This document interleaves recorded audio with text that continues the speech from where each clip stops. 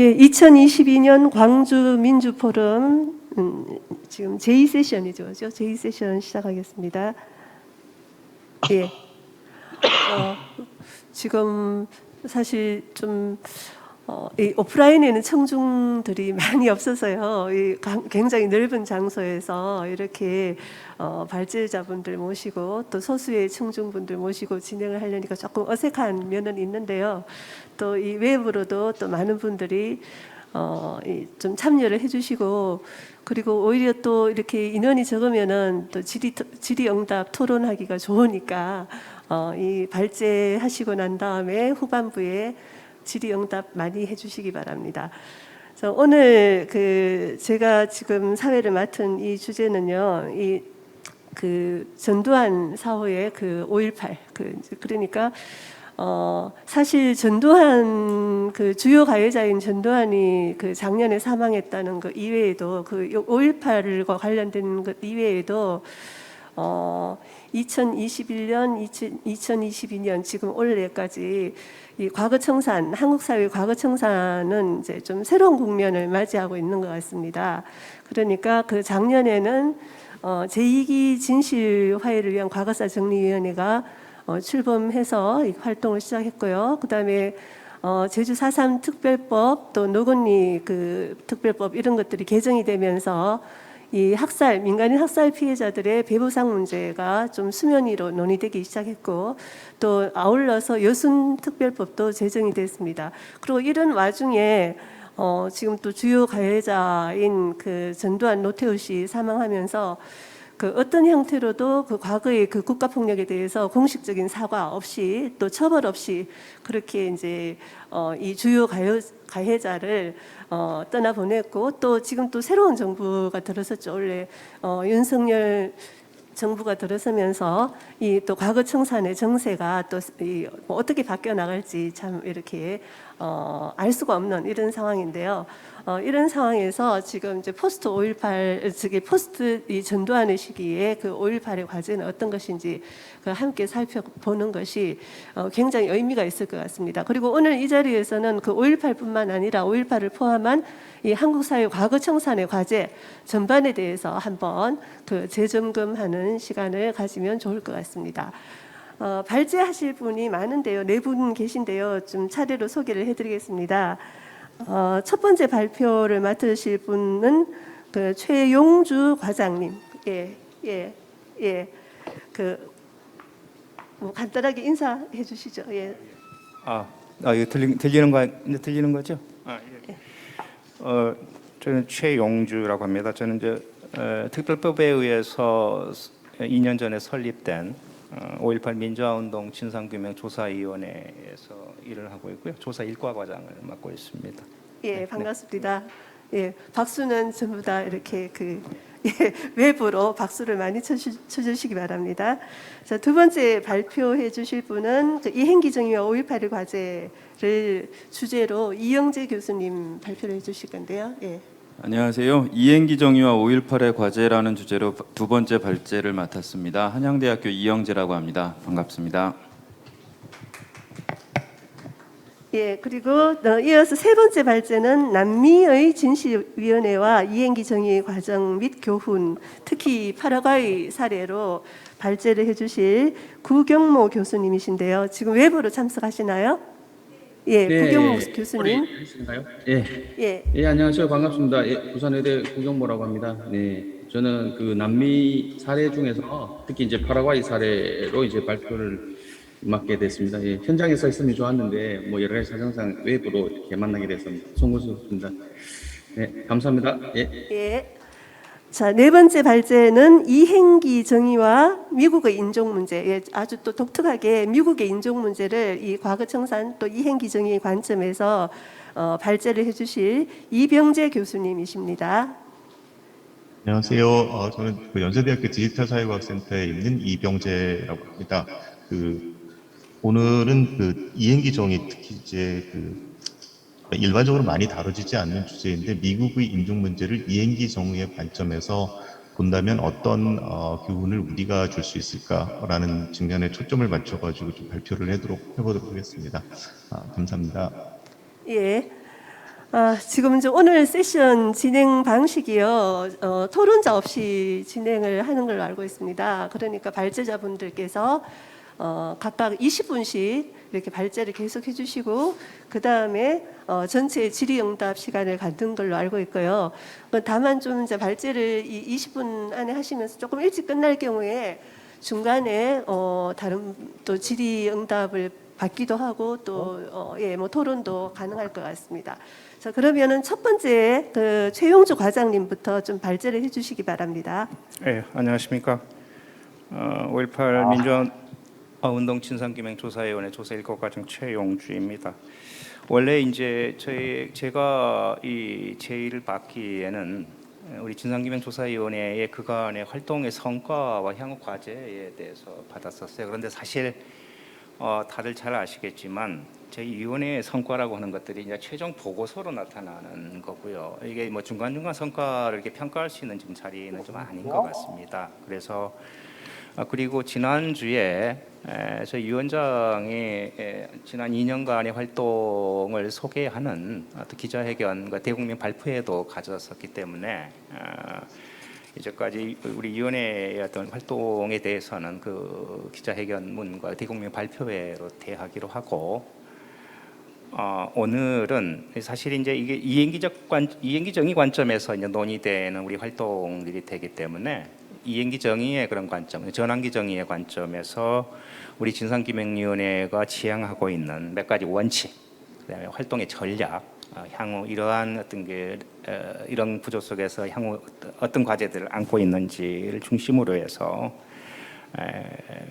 좀 살펴보는 발표하는 시간으로 갖도록 하겠습니다. 20분으로 좀 일단 제가 준비한 원고를 읽는 것으로 해서 하겠습니다. 일단 우리가 통상 5.18 민주화 운동이라고 부르는 광주 항쟁은 그 비극적인 측면에서 한국 전쟁의 최악의 국가 폭력 사태임은 말할 나위가 없습니다. 군인이 자국민을 향해서 폭력을 행사해 현장에서 최소한 민간인 167명이 사망을 하였고요. 80명 이상의 실종 상태인데 실질적으로 사망 상태입니다. 계엄군의 발포와 폭력의 직간접의 원인이 돼서 나중에 사망한 상이후 사망자는 무려 최소한 70명이 넘습니다. 100명이 더 넘는다고 하는 것 추계도 좀 있는 거고요. 무려 부상자가 2,000명이 넘습니다.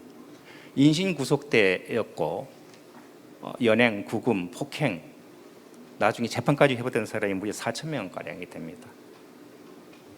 이러한 전대미문의 국가폭력이 남기는 비극적인 유상은 사건 발생 40년이 넘었음에도 불구하고 여전히 시대와 지역을 넘어서 전승되고 있고 확대 재생되고 있습니다. 이 모든 광범위하고 심각한 인권유린 사태가 단 10일 사이에 이루어졌다라고 하는 점을 감안한다면은 국가 또는 국가를 참칭한 불법적인 내란 집단이 광주에서 자행한 폭력의 행위와 강도는 동시대적으로 국내에서 자행되는 그 어떤 비극적인 대규모 학살 사건에 뒤지지 않는다라고 저희들은 평가를 하고 있는 겁니다. 따라서 위원회는 이 광범위하고 심각하게 전개된 국가폭력 행위의 역사적 사회적 성격을 어떤 개념으로 규정할까에 대해서는 아직 내부적인 합의를 일단 보지는 못하고 있는 상태입니다. 잘 아시다시피 우리 위원회가 피해자의 진실 추구권을 받아들여서 출발을 했지만 여야의 정치적인 타협의 사물이라는 점을 여기서는 일단 감안을 해야 될 필요가 있습니다. 그러나 최소한 필자의 개인적인 판단으로는 폭력 수단을 독점하고 있는 국가 또는 유사 국가 집단이 고도의 훈련을 받은 정예부대를 동원을 해서 민간인 주민을 향해서 조직적으로 폭력을 행사했다는 점에서, 또 현대적인 살상 수단을 동원해서 민간인을 대상으로 교전 행위를 했다는 점에서, 그리고 그 폭력의 피해가 대단히 양적 질적으로 매우 심대하다는 점에서 저희들은 이러한 비극적인 사태를 UN 등에서 정리하고 있는 일종의 만행범죄로 여러 규정을 하는데 지나침이 없다고 봅니다. 애트로시티 크라임으로 정의할 필요가 있다고 저는 보는 것입니다. 또한 민간인 주민에 대한 광범위하거나 체계적인 공격의 일부로서 인도의 반함자의 구속력을 갖춘 그런 범죄 행위에 속한다고 저희들은 판단을 하고 있습니다. 결국 위원회 활동의 목적은 이러한 만행범죄와 인도의 반함죄가 누구에 의해서 무슨 목적으로 어떻게 자행되는가를 밝혀서 국민 앞에 공식적으로 발표하는 데 위원회의 궁극적인 목표가 있는 것입니다. 일단 여기서 우리 위원회의 활동의 목적과 관련돼서 몇 가지 두 가지 좀 잘못된 그 시각들을 교정할 필요가 있다고 저는 생각이 됩니다. 첫째, 위원회가 밝히자고 하는 진실은 이미 1995년에서 97년 사이에 이른바 신군문 내란 집단의 재판 과정에서 대부분 소명되었다고 보는 관점들입니다. 대체적인 보수적인 시각들이 여기에다 해당했다. 그러나 당시의 검찰 수사 소송 기록, Recording in progress. 수사기록 판결물들 꼼꼼히 따져보면 당시의 재판이 5.18 민주화운동과 관련돼서 계엄군들이 광주에서 자행한 만행 행위에 대해서는 거의 아무런 법적인 판단도 하고 있지 않음에 주목할 필요가 있습니다. 즉 당시 검찰과 재판부는 이른바 신군부 집단이 군사반란을 핵책하고 불법적으로 정권을 찬탈하기 위해서 내란 행위를 저지른 행위에 대해서는 가벌성의 잣대를 들이대고 법적인 판단을 하였지만 광주에서 계엄군이 자행한 살인, 폭행, 불법적인 연행과 감금, 고문, 암매장, 강제실종 등 인권유린 행위에 대해서는 그 어떤 가발성도 따지지 않은 것입니다. 167명의 민간인이 현장에서 사망했음에도 불구하고 5월 27일 도청 진압작전에서 희생된 18명에 대해서만 내란 목적 살인죄로 내란 목적 살인죄로 유죄를 판단했을 뿐이고 나머지 희생자 최소한 150명 이상의 나머지 희생자는 내란에 수반된 익명의 폭동행위의 결과로 흡수시켜버렸습니다. 결국 계엄군들이 민간인을 청포해서 보복살이나 직결처분에 준하는 살상행위를 자행하였고 무기를 소지하지 않는 어린이, 여성, 노인에 대해서 무분별한 발포 행위가 있었음에도 불구하고 가해자와 책임자를 기소해서 법적 책임을 묻기 위한 노력은 거의 하지 않았다라고 하는 점들이 이 점이 강조가 좀 돼야 됩니다. 즉 당시의 재판은 내란 집단이 국가를 향해서 범한 범죄, crime against the state에 대해서는 가벌성의 잣대를 들여댔지만 사람을 향한 범죄, 인간에 대한 행위에 대해서는 거의 사상을 해버립니다. 위원회는 바로 이 사람에 대한 범죄 행위에 대한 실질적인 진실을 밝혀서 5.18 당시 만행의 실질적인 진실의 공백을 맺게 될 책무를 안고 있는 것으로 판단하고 있고 그러한 관점에서 진상규명 활동에 그런 원칙을 세우고 있습니다. 둘째, 위원회 활동의 목적을 당시에 자행된 발포 책임을 특정인에게 묻는 결정적인 증거를 두는 시각이 있습니다. 이거는 조금 우리가 좀 염두에 대해 조금 좀 그 본질에서 좀 잘못된 시각이라고 보고 있어요. 요컨대 내란 수계로서 전두환이 발포의 실질적인 명령권자였음을 밝히면은 모든 진상규명 활동이 끝난다고 보는 시각입니다. 위원회 활동에 대한 국민적인 기대의 상당 부분도 여기에 있으면 물론입니다. 계엄군의 발포와 관련된 진실규명은 위원회 조사활동의 핵심 과제이며 위원회 활동의 성공 여부도 이 과제의 달성 여부에 달려있다고 해도 과언은 아닙니다. 그러나 위원회는 계엄군의 발포와 관련된 책임은 특정인에게 전적으로 귀속되는 것이 아니라는 점에 주목을 하고 있습니다. 위원회는 그간의 활동을 토대로 계엄군의 발포뿐만 아니라 광주에서 벌어진 모든 만행범죄의 비인도적인 성격, 반인도적인 행위는 일종의 집단범죄, 콜렉티브 크라임에 해당된다고 하는 혐의를 잡고 있습니다. 공동의 이익과 유사한 목적을 가진 행위자들이 공동으로 범죄 행위를 기획하고 공동으로 실행한 공동범죄 집단, 요컨대 조인트 크리미널 엔터프라이즈 존재를 밝히는데 위원회 활동의 진상규명 활동의 최종 목적을 지금 두고 있는 겁니다. 조사 활동에 초점을 두고 있는 겁니다. 이러한 관점에서 보자면은 계엄군의 발포와 관련된 진실규명의 과제의 목적은 특정인에게 책임을 귀속하는 게 아니라 그 특정인이 속한 집단의 속성과 책임의 집단성을 공식적으로 확인하는 작업이 있다고 판단을 하고 있습니다. 요컨대 위원회는 계엄군들이 광주에서 자행한 만행 행위를 가해 행위의 집단성과 반인도적 성격에 초점을 맞춰서 재구성하고 있으며 나아가 이러한 행위의 가벌성이 95년, 97년 재판에서 충분히 검토되지 않았다고 판단될 경우에는 별도의 사법적 조치가 가능한지 여부도 따져볼 계획입니다. 위원회가 비록 사법기관은 아니지만 이행기정의 완성에 진실과 정의는 상호 보완적인 관계에 있다고 보는 게 바로 이러한 관점이라고 볼 수가 있습니다. 위원회는 국가폭력 피해자의 권리에 부응하기 위해서 그리고 또 피해자의 요구에서 설립된 기관입니다. 이른바 바시오니 원칙이라고도 알려져 있는 유엔의 2005년 결의에 의하면 국가인도법과 인권법 위반 피해자들은 최소한 세 가지 보편적인 권리를 갖는 것으로 보입니다.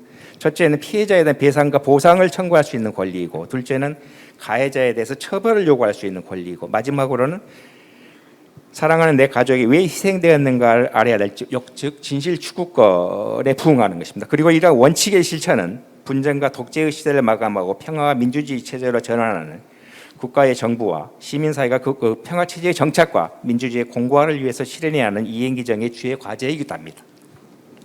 그간 5.18 희생자 유가족 및 피해자에 대해서 수차례에 걸쳐서 보상이 이루어지고 95년, 97년 재판을 통해서 가해자들에 대한 처벌이 있었음에도 불구하고 이러한 조치들을 여전히 미흡하다는 사회적인 평가가 있는 이유는 과연 어디에 있을까? 여기서 5.18 사건의 실체적 역사적 진실에 대한 사회적 합의와 국가적인 인정이 있기도 전에 섣부른 보상과 사법적 기준에 의한 처벌이 먼저 있었기 때문이라는 지적은 많은 설득력을 갖는다고 판단이 됩니다.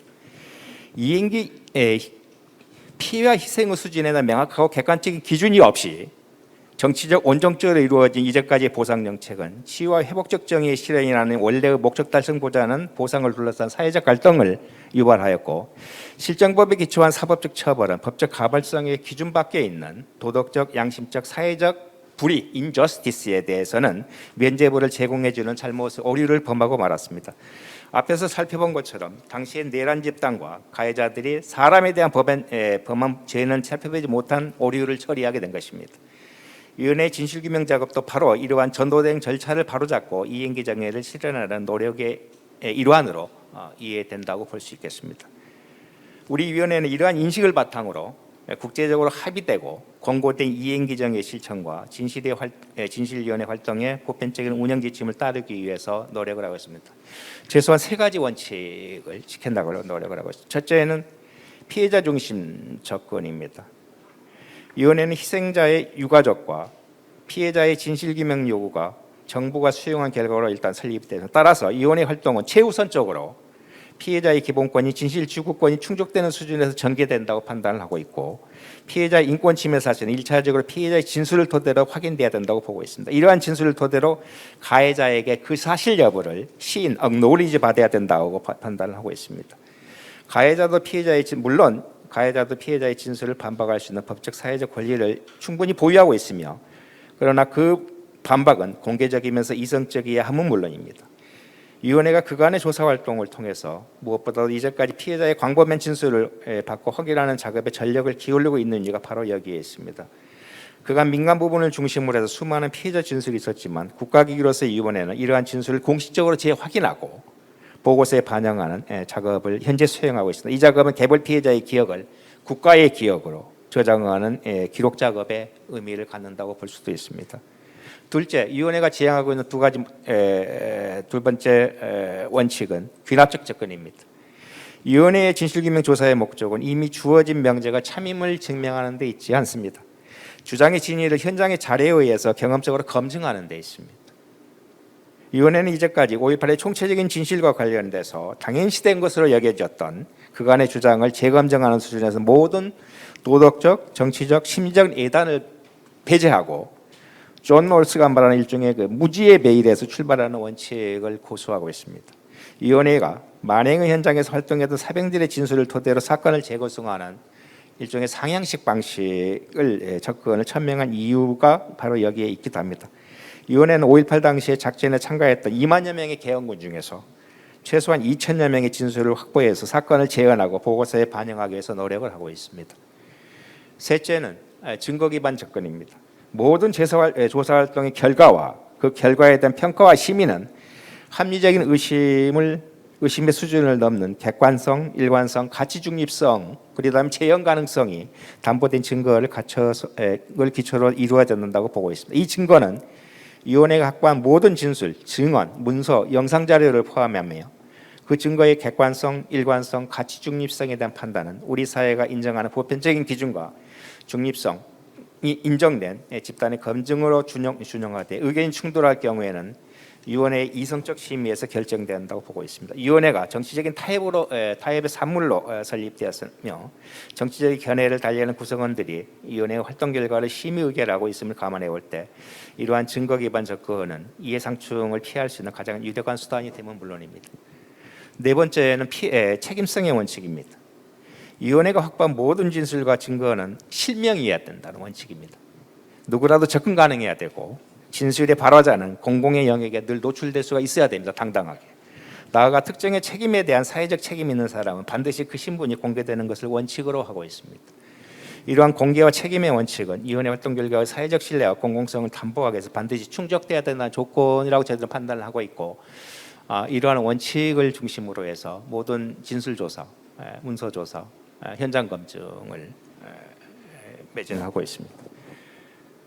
위원회가 궁극적으로 지향하는 지점은 법에서 허용하고 있는 모든 역량을 동원해서 비극으로서의 5.18의 실체적인 진실을 국민 앞에 온전하게 재현하고 이러한 비극에 책임 있는 가해자들이 이러한 실체적인 진실을 시인하도록 만드는 데 있습니다. 사법기관, 비록 우리 위원회가 사법기관이 아니고 법적 강제력이 제약되어 있는 우리 위원회가 가해자들로부터 가해 사실을 시인받는 작업은 대단히 어려운 작업이고 고통스러운 작업입니다.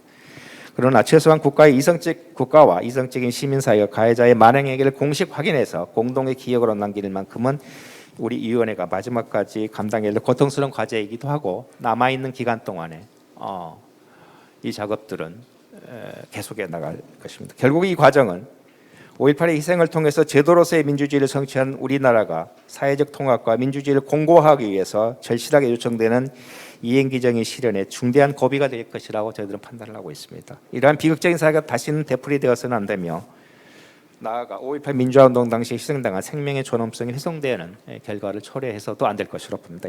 따라서 위원회는 현재 고한 21개의 진상규명 과제를 설정을 하고 이미 활동의 중반기를 접어서 반환점을 지금 현재 좀 있는 겁니다. 진실규명에 필요한 상당량의 많은 기록들이 그러나 굉장히 폐기되고 은폐되고 조작되는 흔적이 역력이고 진실규명 열쇠를 쥐고 있는 핵심 인사들의 진실 거부와 부인 전략은 여전히 계속이 되고 있고 핵심 인사들 몇 분들은 이미 유명을 달리하기도 했습니다. 그래서 따라서 우리가 이러한 그 여러 가지 제도적, 실치적, 경험적 여기에 비춰봐서 우리 위원회 활동이 원래 우리가 세우고 있었던 원칙과 철학에 충실히 이행하고 이행기정의 최저의 과제를 달성하기 위해서는 우리 위원회의 노력과 우리 위원회에 대한 시민사회, 국가 부분의 지원과 후원, 연대들과 절실하게 요청되는 시점에 와 있다고 저 판단이 되고 있습니다. 감사합니다.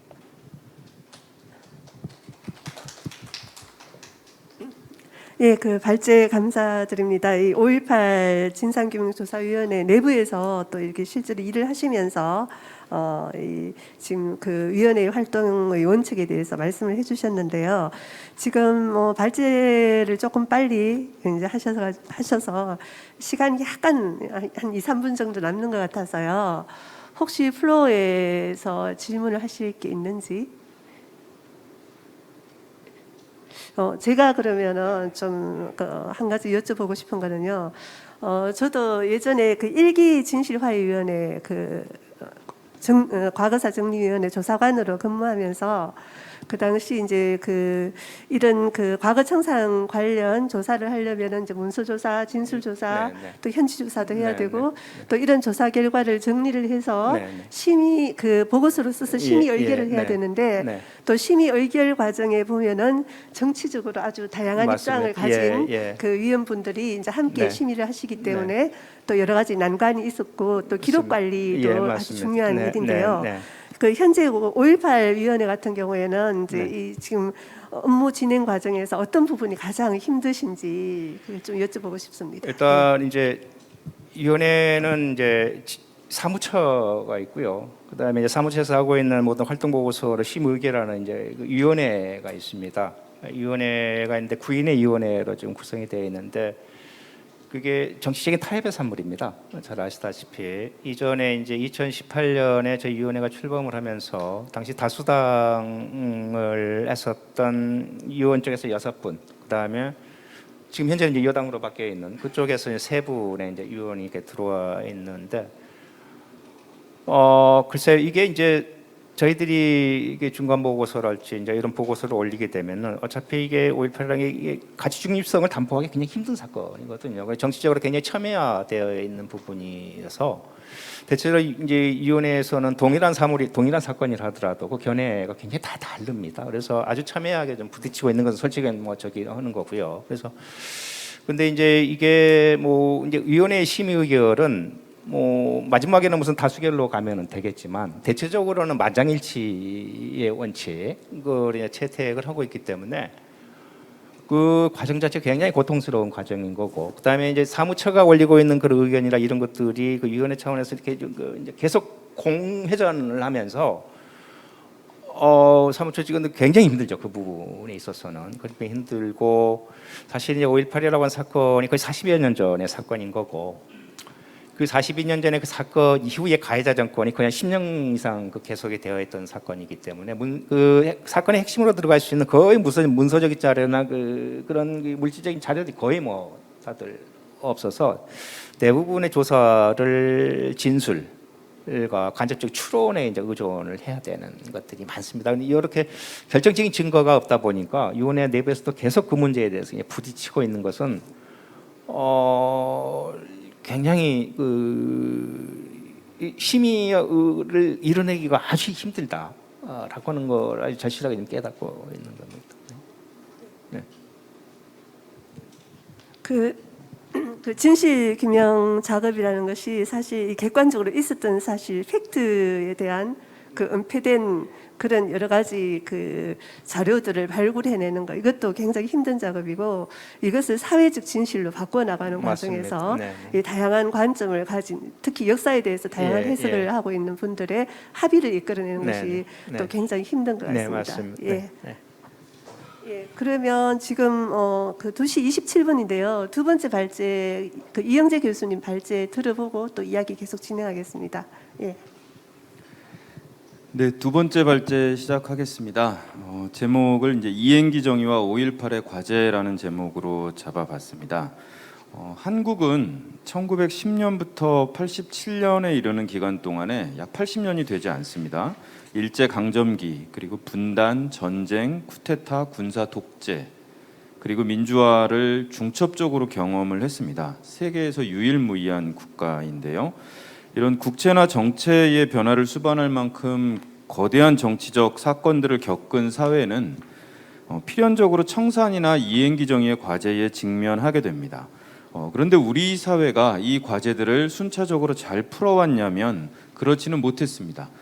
이승만, 박정희, 전두환, 노태우로 이어지는 이제 권위주의 체제의 기간 동안에 풀리지 않았던 과제들이 다른 과제와 뒤섞이면서 왜곡된 측면도 굉장히 많았고요.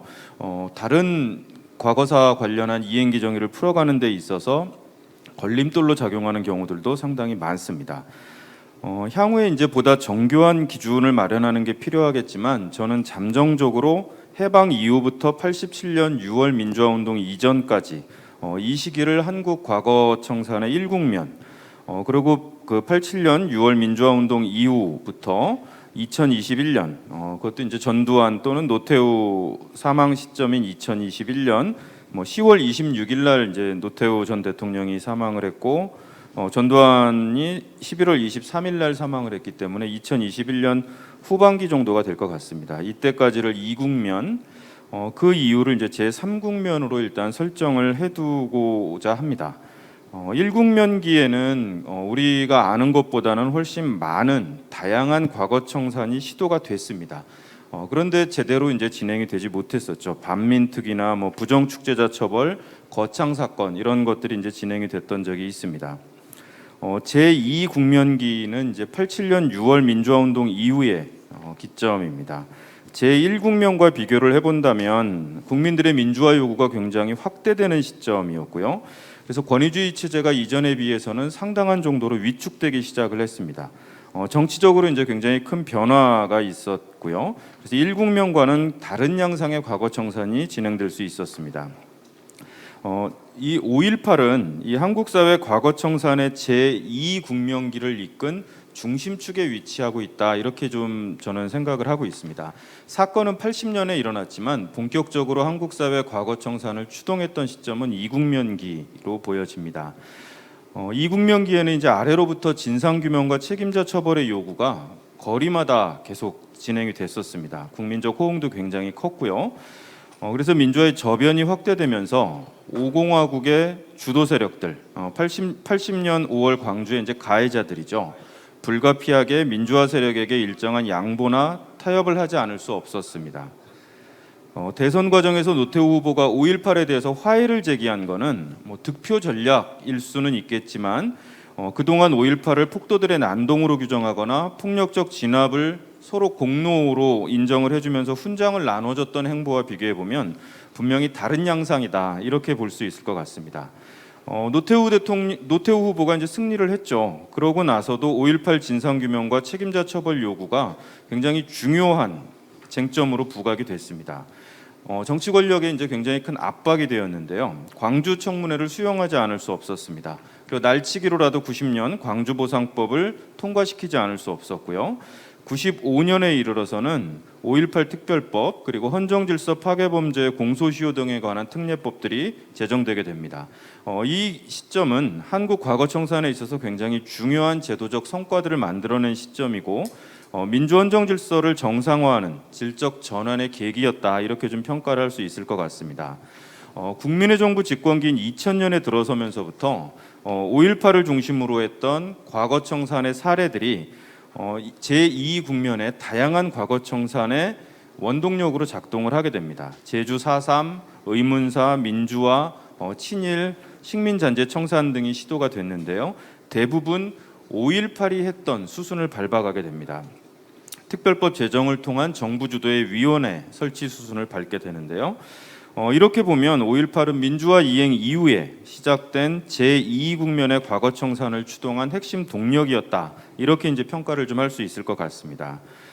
그리고 배보상 모델은 그 5.18 광주를 풀어가는 이제 과거청산의 그 기법 모델로 이제 적용이 됐는데요. 이후에 진행되는 후발 과거청산의 중요한 역할 모델로 작용을 하게 됩니다. 광주보상법에 있는 법률의 틀들이 이후의 과거사와 거의 과거사위원회들의 관련 법률에 영향을 직접적으로 미치게 됩니다.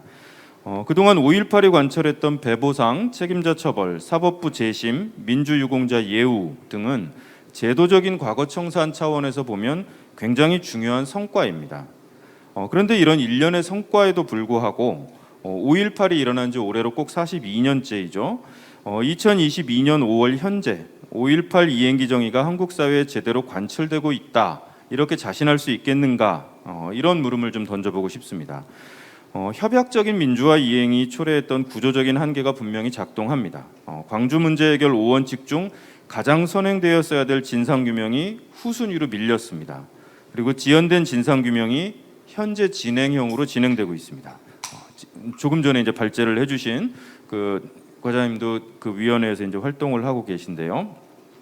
그래서 5.18 민주화운동 진상규명조사위원회 활동 성과를 바탕으로 해서 5.18 이행기 정의가 한층 더 공고하게 관철될 수 있겠다라고 이제 기대를 가져봅니다. 33쪽입니다. 우리 자료집에 둘째 줄인데요. 5.18이 왜 폄훼나 왜곡에 시달려야 되고 그때마다 새로운 법률 제정을 통해서 문제를 해결해야 할까? 이런 물음을 좀 스스로에게 해봤습니다. 과연 진상규명위원회 진상규명 결과가 발표되면 5.18에 대한 왜곡이나 폄훼와 같은 문제들이 다 해결될 수 있겠는가라는 겁니다. 지난 2021년에 5.18 특별법을 개정해서 5.18과 관련한 허위사실을 유포한 자를 처벌하는 법률을 개정해서 신설했습니다. 개정 이유는 저는 다른 데 있는 것이 아니라 5.18 이행기 정의가 제대로 관철되지 못하고 있었기 때문에 이런 강제적 법률 조치를 취할 수밖에 없지 않았는가라고 생각을 해봅니다. 이런 차원을 놓고 보면 지금 전두환 사후에 우리가 5.18의 미래적 정의를 모색하고 이행기 정의 차원에 어떻게 우리 사회에 5.18과 관련한 이행기 정의의 문제를 공고화시킬 수 있을까, 이런 것에 이제 주목해야 된 이유가 저는 여기에 있다고 생각이 됩니다. 저는 5.18 이행기 정의를 사회적으로 관철시키는 문제는 과거청산을 법 제도적 차원으로 해결하는 것, 이것으로 끝나는 것은 아니다, 이렇게 말씀을 좀 드리고 싶습니다. 제도나 사실의 확정만으로 구성되는 것이 아니라 사회적인 상호작용 그리고 인정, 공감대 확장을 통해서 비로소 5.18이 우리 사회에 바로 자리를 잡을 수 있을 거라고 생각됩니다.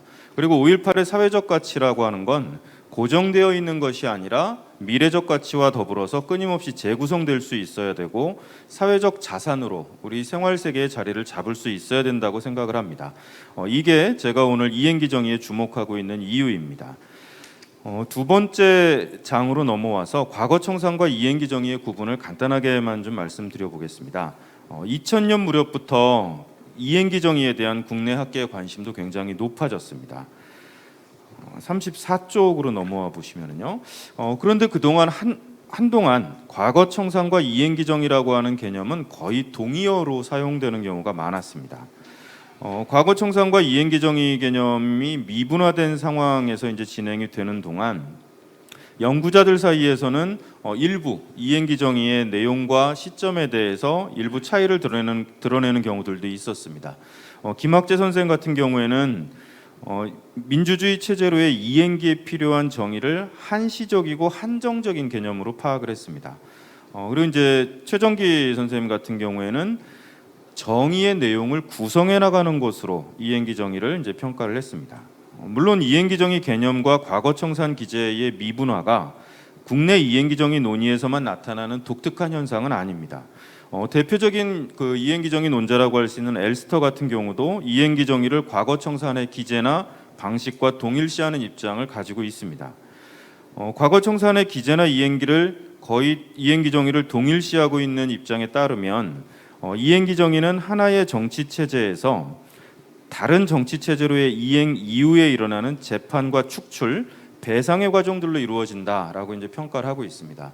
앞서서 말씀드렸던 과거 청산의 모델, 정의 모델이나 배상 모델과 같은 내용들과 이행기 정의를 같이 보고 있다고 하는 거죠. 반면에 크리거 같은 학자는 과거 청산과 이행기 정의를 구분합니다. 크리거는 엘스터가 이행기 정의를 과거 청산의 기제로 한정시켰다라고 비판을 하고요. 많은 부분 경험적인 효용을 중심으로 분석했기 때문에 이행기 정의의 보편화에 실패했다 이렇게 이제 비판을 하기도 합니다. 우리 그 5.18 관련 연구자 중에 이제 최근에 정근식 선생님 같은 경우에 2020년에 이런 고민을 토로한 적이 있습니다. 지난 40년 동안 5.18이 한국 사회를 향해서 던져온 정치 철학적 의제는 인권으로서의 저항권과 함께 한국 현대사의 가장 중요한 숙제였던 과거 청산과 이행기 정의였다라고 이제 제안을 했습니다.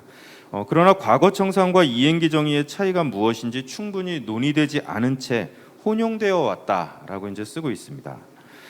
이건 이제 과거 청산과 이행기 정의가 분명히 개념상 구분될 필요가 있고 그 과제도 조금은 다르게 설정될 수 있을 거다라는 뉘앙스로 추측이 됩니다.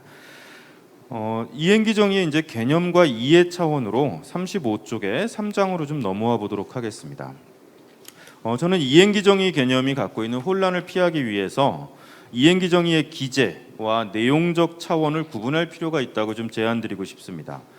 강권 등 부정의에 의한 민주주의의 파괴, 인권유리 등을 바로잡기 위한 기제의 작동을 과거 청산 모델이라고 한다면 이행기 정의의 기제, 즉 과거 청산 모델은 진실 모델이나 정의 모델, 그리고 여기에 더해서 배상 모델이 대표적인 모델이 될 것입니다. 이 각각의 모델들은 단독으로만 작동하는 것이 아니라 그 과거 청산의 현실에서 보면 굉장히 복합적이고 조합적으로 상호 연관 속에서 작동을 하고 있습니다. 배상을 위해서도 진실규명이 어느 정도 필요하고 정의를 구현하는 데 있어서도 진실규명이 어느 정도 필요했던 것들을 확인해 볼 수 있었습니다. 그 하단에 보시면 이제 이행기 정의를 위한 국제센터의 이행기 정의 개념들이 등장을 합니다. 마지막 패러그랩에서 35쪽의 마지막 문단에서 보면 ICTJ가 정의하는 이행기 정의는 제각기 다른 국가들에서 대규모 인권 침해 유산을 시정하기 위해서 구현되어 왔던 사법적, 비사법적 조치들을 모두 포괄하는 것들입니다. 이러한 그 조치들은 과거 청산 기제들이라고 할 수 있는 형사소추나 진실위원회, 그리고 배상 프로그램, 젠더 정의나 안보체제 개혁, 기념화와 같은 다양한 방법의 이행기 정의 구현 모델과 제도 개혁 등을 포함하고 있습니다.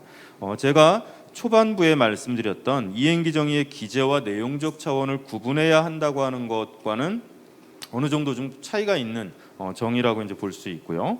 36쪽으로 넘어와 보시면요, 두 번째 문단입니다. 과거 부정의를 극복하기 위한 이행기 정의에 국가나 사회가 직면하는 과제에 좀 주목할 필요가 있지 않겠나라는 겁니다. 다소 개념 차이가 있지만 이행기 정의는 대규모 인권 위반과 국제범죄 유산들을 다루려고 하는 특별한 접근 차원에서 그동안 다루어져 왔습니다. 이행기 정의는 저는 미래지향적인 목표 차원에서 보다 중요한 과제들을 우리에게 제출해 주는 것이 아닌가라고 말씀을 좀 드려보고 싶습니다. 인권이 존중되는 사회를 어떻게 형성할 것인지, 법치를 어떻게 민주적 차원에서 확립할 것인지, 경제개발이나 민주주의 증진 등을 목표로 하는 미래지향적 차원의 과거 청산보다는 훨씬 더 중요한 방점이 찍히지 않을까라고 이제 말씀을 좀 드려보고 싶습니다. 그 이행기정이라고 하는 개념은 말 그대로 이행이라고 하는 전환적 차원과 정의라고 하는 두 개의 개념이 합쳐져 있는 겁니다. 과거의 부정의를 아니면 정의를 파괴했던 것들을 전환 과정을 거쳐서 어떻게 미래의 사회적 정의로 만들 것인가가 이제 관건이라고 볼 수 있겠습니다. 근데 이행이나 정의라고 하는 문제는 두 개념 다 사회과학 차원에서는 굉장히 논란이 많은 개념이라고 볼 수 있습니다.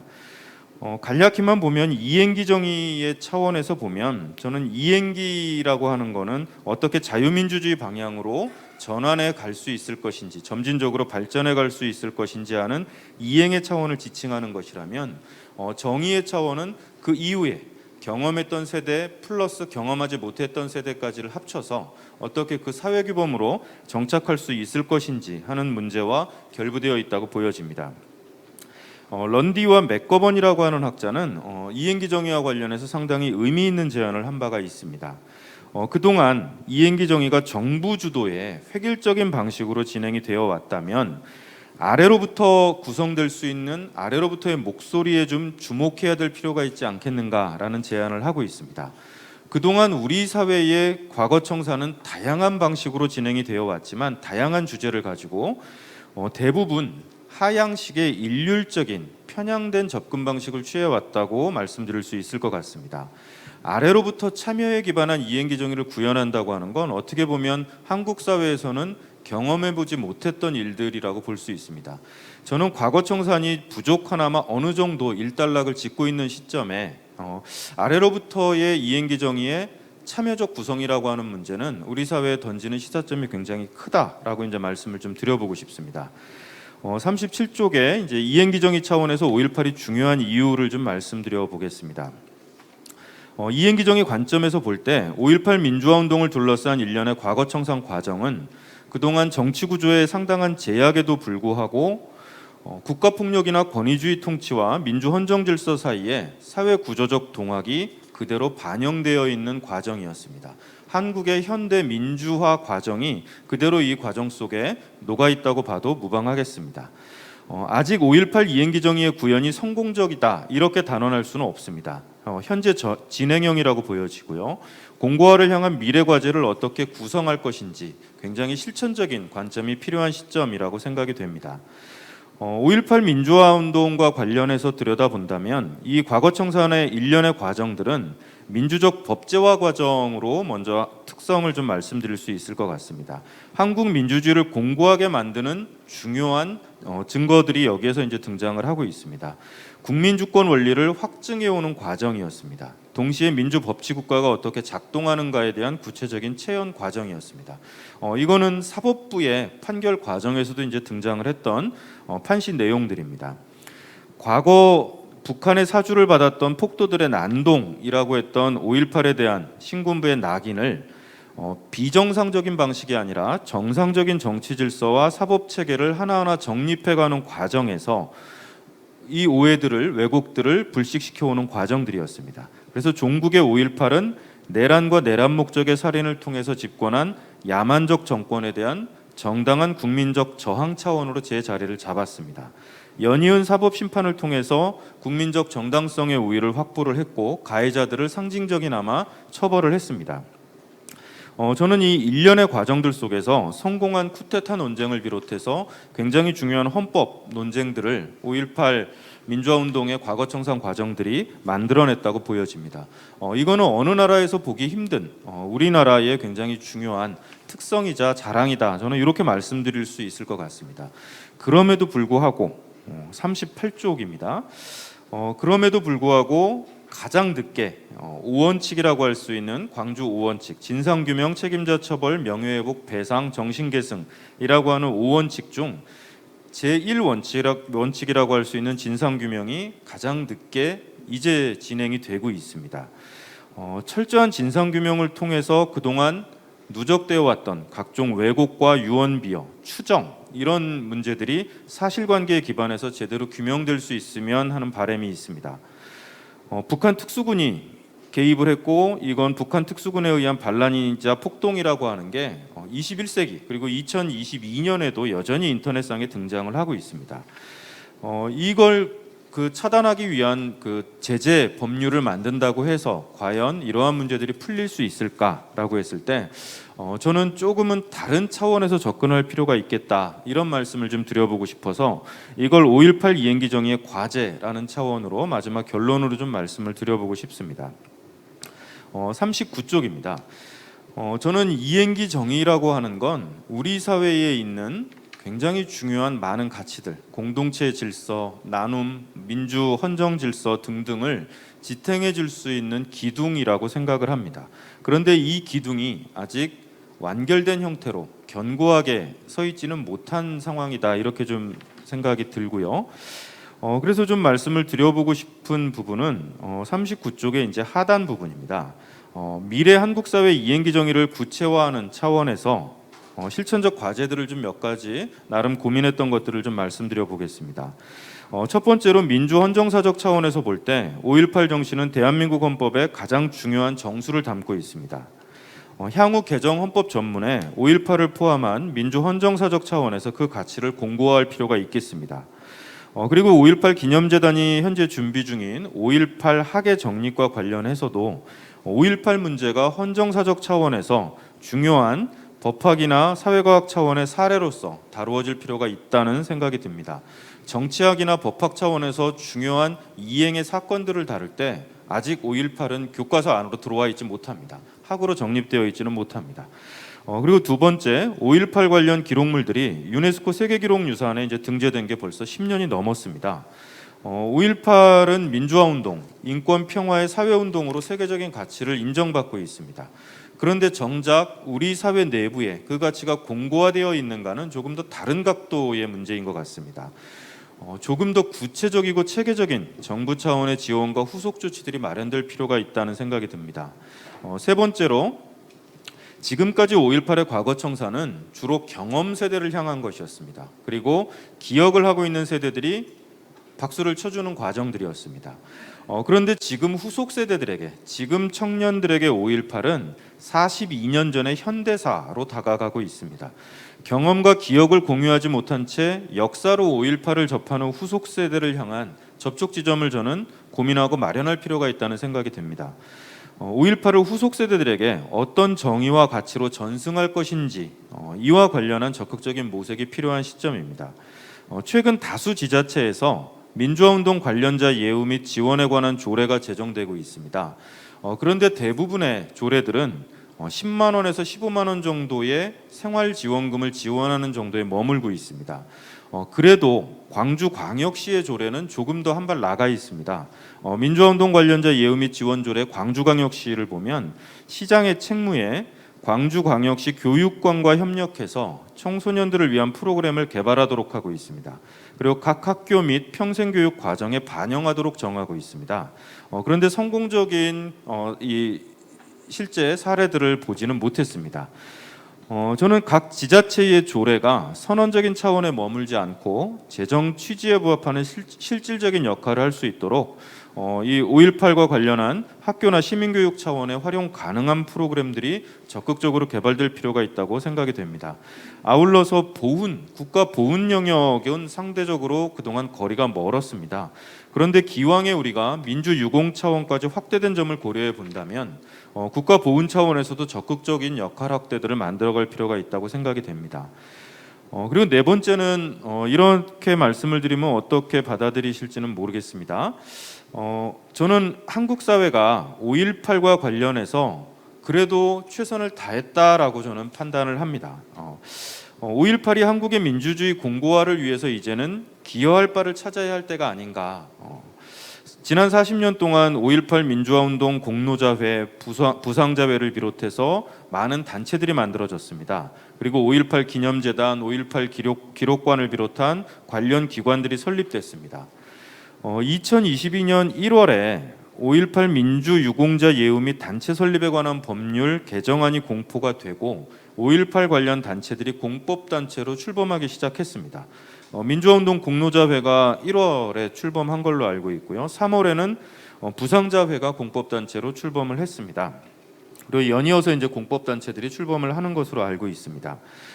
이제 5.18이 한국 사회를 향해서 의미 있는 활동을 할 수 있는 여건이 어느 정도는 기반이 갖추어졌다고 생각이 됩니다. 5.18은 한국 사회를 위해서 무엇을 할 것인가?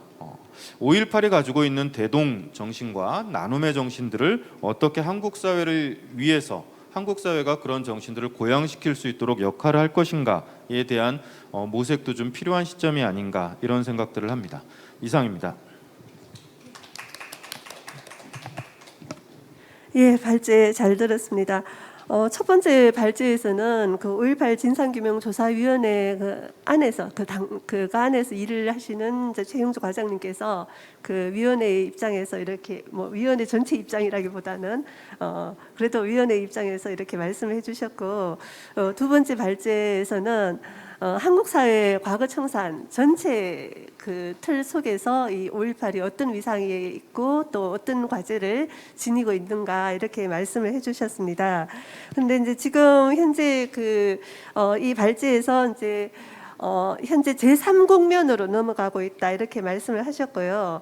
또 생각을 해보면 그동안 이 5.18이라는 것이 예전에는 한국 사회 민주화운동의 그 제1의 과제였고 아주 중요한 과제였었는데 어느 사이엔가 이 과거 청산이 제도화되고 그 가운데 이 정치적 이해관계에 의해서 이 타협의 산물로 이렇게 되면서 이 5.18의 그 피해자나 이해 당사자와 그 시민사회가 그 일반 국민들이 분리되는 그리고 이제 뭔가 피해 당사자에 대한 그 온정을 베푸는 이런 형태의 그 과거 청산으로 어느 정도 그 좀 전락한 그런 측면도 있는 것 같습니다. 그리고 또 이거는 이제 5.18뿐만 아니라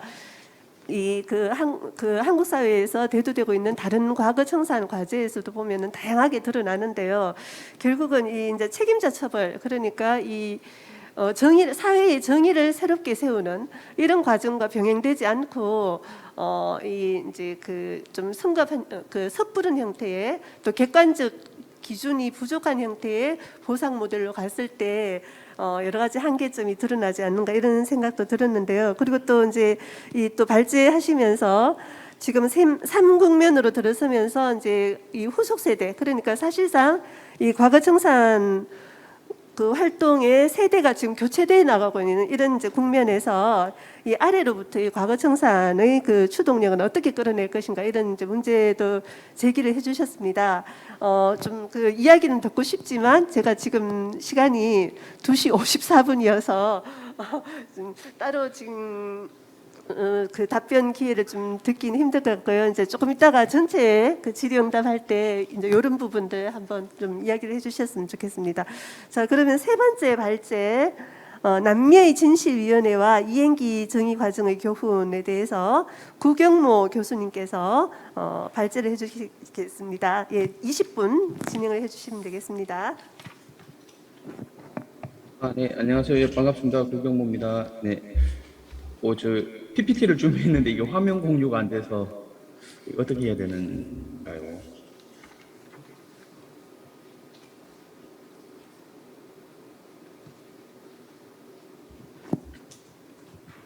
예, 지금 화면 공유하기 위해서 이제 뒤에서 지금 작업을 하고 계십니다. 네, 조금 기다리겠습니다. 예. 예. 기다린 동안 잠깐 공지 사항 좀 알려드리겠습니다. 지금 현장에서는 영어 통역 송출되고 있는데요. 줌 회의 참가자에게는 통역 서비스가 제공되지만 유튜브 시청자에게는 현장 발언 같은 경우에는 이제 지금 통역 서비스가 안 되고 그대로 송출될 수 있음을 양해 바란다는 그런 전달이 있었습니다.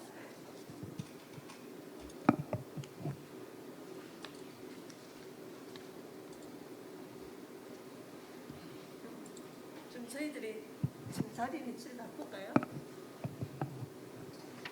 네, 잘 보이시는가요? 네. 네, 그럼 발표하도록 하겠습니다. 네, 예, 반갑습니다. 다시 인사드리겠습니다. 부산의대 구경모라고 합니다. 예.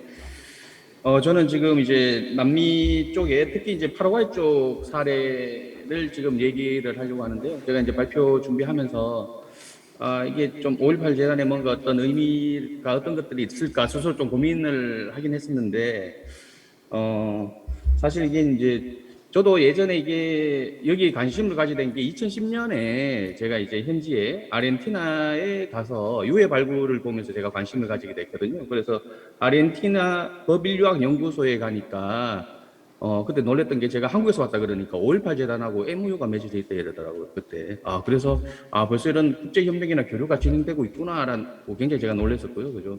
그래서 그런 측면에서 사실, 남미가 지리적으로 멀지만, 우리 5.18 재단하고 같이 협력할 수 있는 부분이 이제 제 발표를 통해서 좀 어떤 그런 모티브들이 좀 나왔으면 좋겠고요. 그리고 아까 앞서 이제 발제하셨던 이영재 교수님 얘기하신 것처럼 굉장히 좋은 이야기 하셨는데, 그 하향식, 참여식 시민 참여 이 부분에 대해서 저도 굉장히 관심이 많은데요. 특히 남미 쪽 같은 경우에 그런 부분이 어느 정도 조금 우리보다는 조금 어떤 그런 케이스들이 있는 편이거든요. 파라과이 같은 경우에도 관과 민이 협력해서 이러한 지금 뭐 어떤 뭐 배보상을 한다든지 이런 아니면 기업 교육을 한다든지 예 그런 부분이 있어서 그런 부분에서 뭔가 우리가 이제 조금 교류하고 같이 한번 공유할 수 있는 내용들이 있지 않을까라는 그런 생각을 해봤습니다.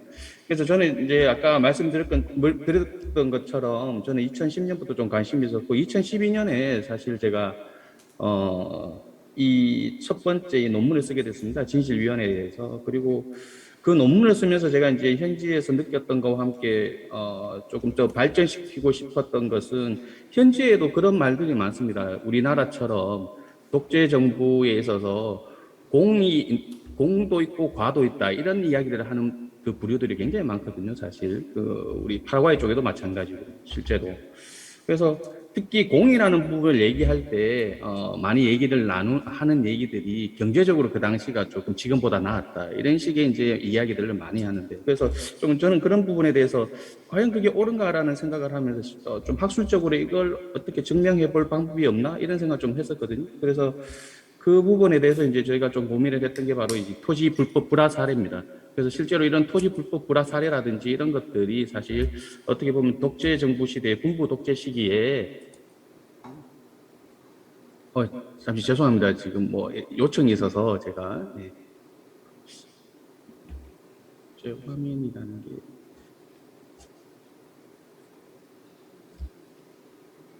그 디스플레이 복제 화면으로 변경이라는 게 지금 제가 잘 이해가 안 돼서 죄송합니다. 어떻게 변경이 돼야 되는 건가요?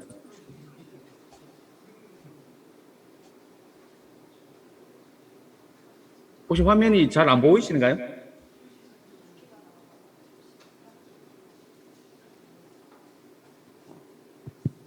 네, 안녕하세요, 교수님. 네. 지금 화면이 지금 분할로 돼서 보여가지고 아마 지금 보여지는 화면 때문에 지금 그런 것 같아요. 지금, 네네네. 그거 교수님이 한번 설정을 한번 해주시면 어떨까 싶은데. 네, 잠시만요. 이제 되는가요? 네. 이제 된 것 같습니다. 죄송합니다. 네. 그래서 그런 측면에서 제가 이제 토지 불법 불화 사례에 대해서 제가 조금 관심을 가지게 됐습니다. 그래서 이 토지 불법 불화 사례 같은 경우는 남미에서도 좀 독특한데요. 남미에서도 지금 그 위원회에서 진실위원회에서 했던 여러 사업들 중에 대부분의 사업들이나 뭐 밝혀진 진실은 비슷한데 파라과이에서만 유일하게 나타난 사례가 바로 토지 불법 불화 사례입니다. 쉽게 이야기하면 군부 독재 시대 때 그 국유지라든지 미등록 토지를 군부들이 나눠서 가진 그 당시에 권력층들이 나눠서 가진 일입니다. 그래서 그 당시 파라과이 농지의 30%의 농지를 자기들끼리 나눠서 가지고 된 그런 사건이었는데 그게 사실 지금까지도 파라과이 어떤 그 농민이라든지 원주민들의 어떤 갈등이라든지 농민 운동이라든지 사회 운동의 형태로 그 토지를 뺏긴 농민들이 그런 사회 운동을 하는 그런 사례로서도 지금 많이 나타나고 있기 때문에 이 사례를 통해서 제가 군부 독재 정부가 경제적인 측면에서도 어떤 그런 악영향을 미쳤는가에 대해서 좀 이 사례를 통해서 좀 보고자 했습니다. 그래서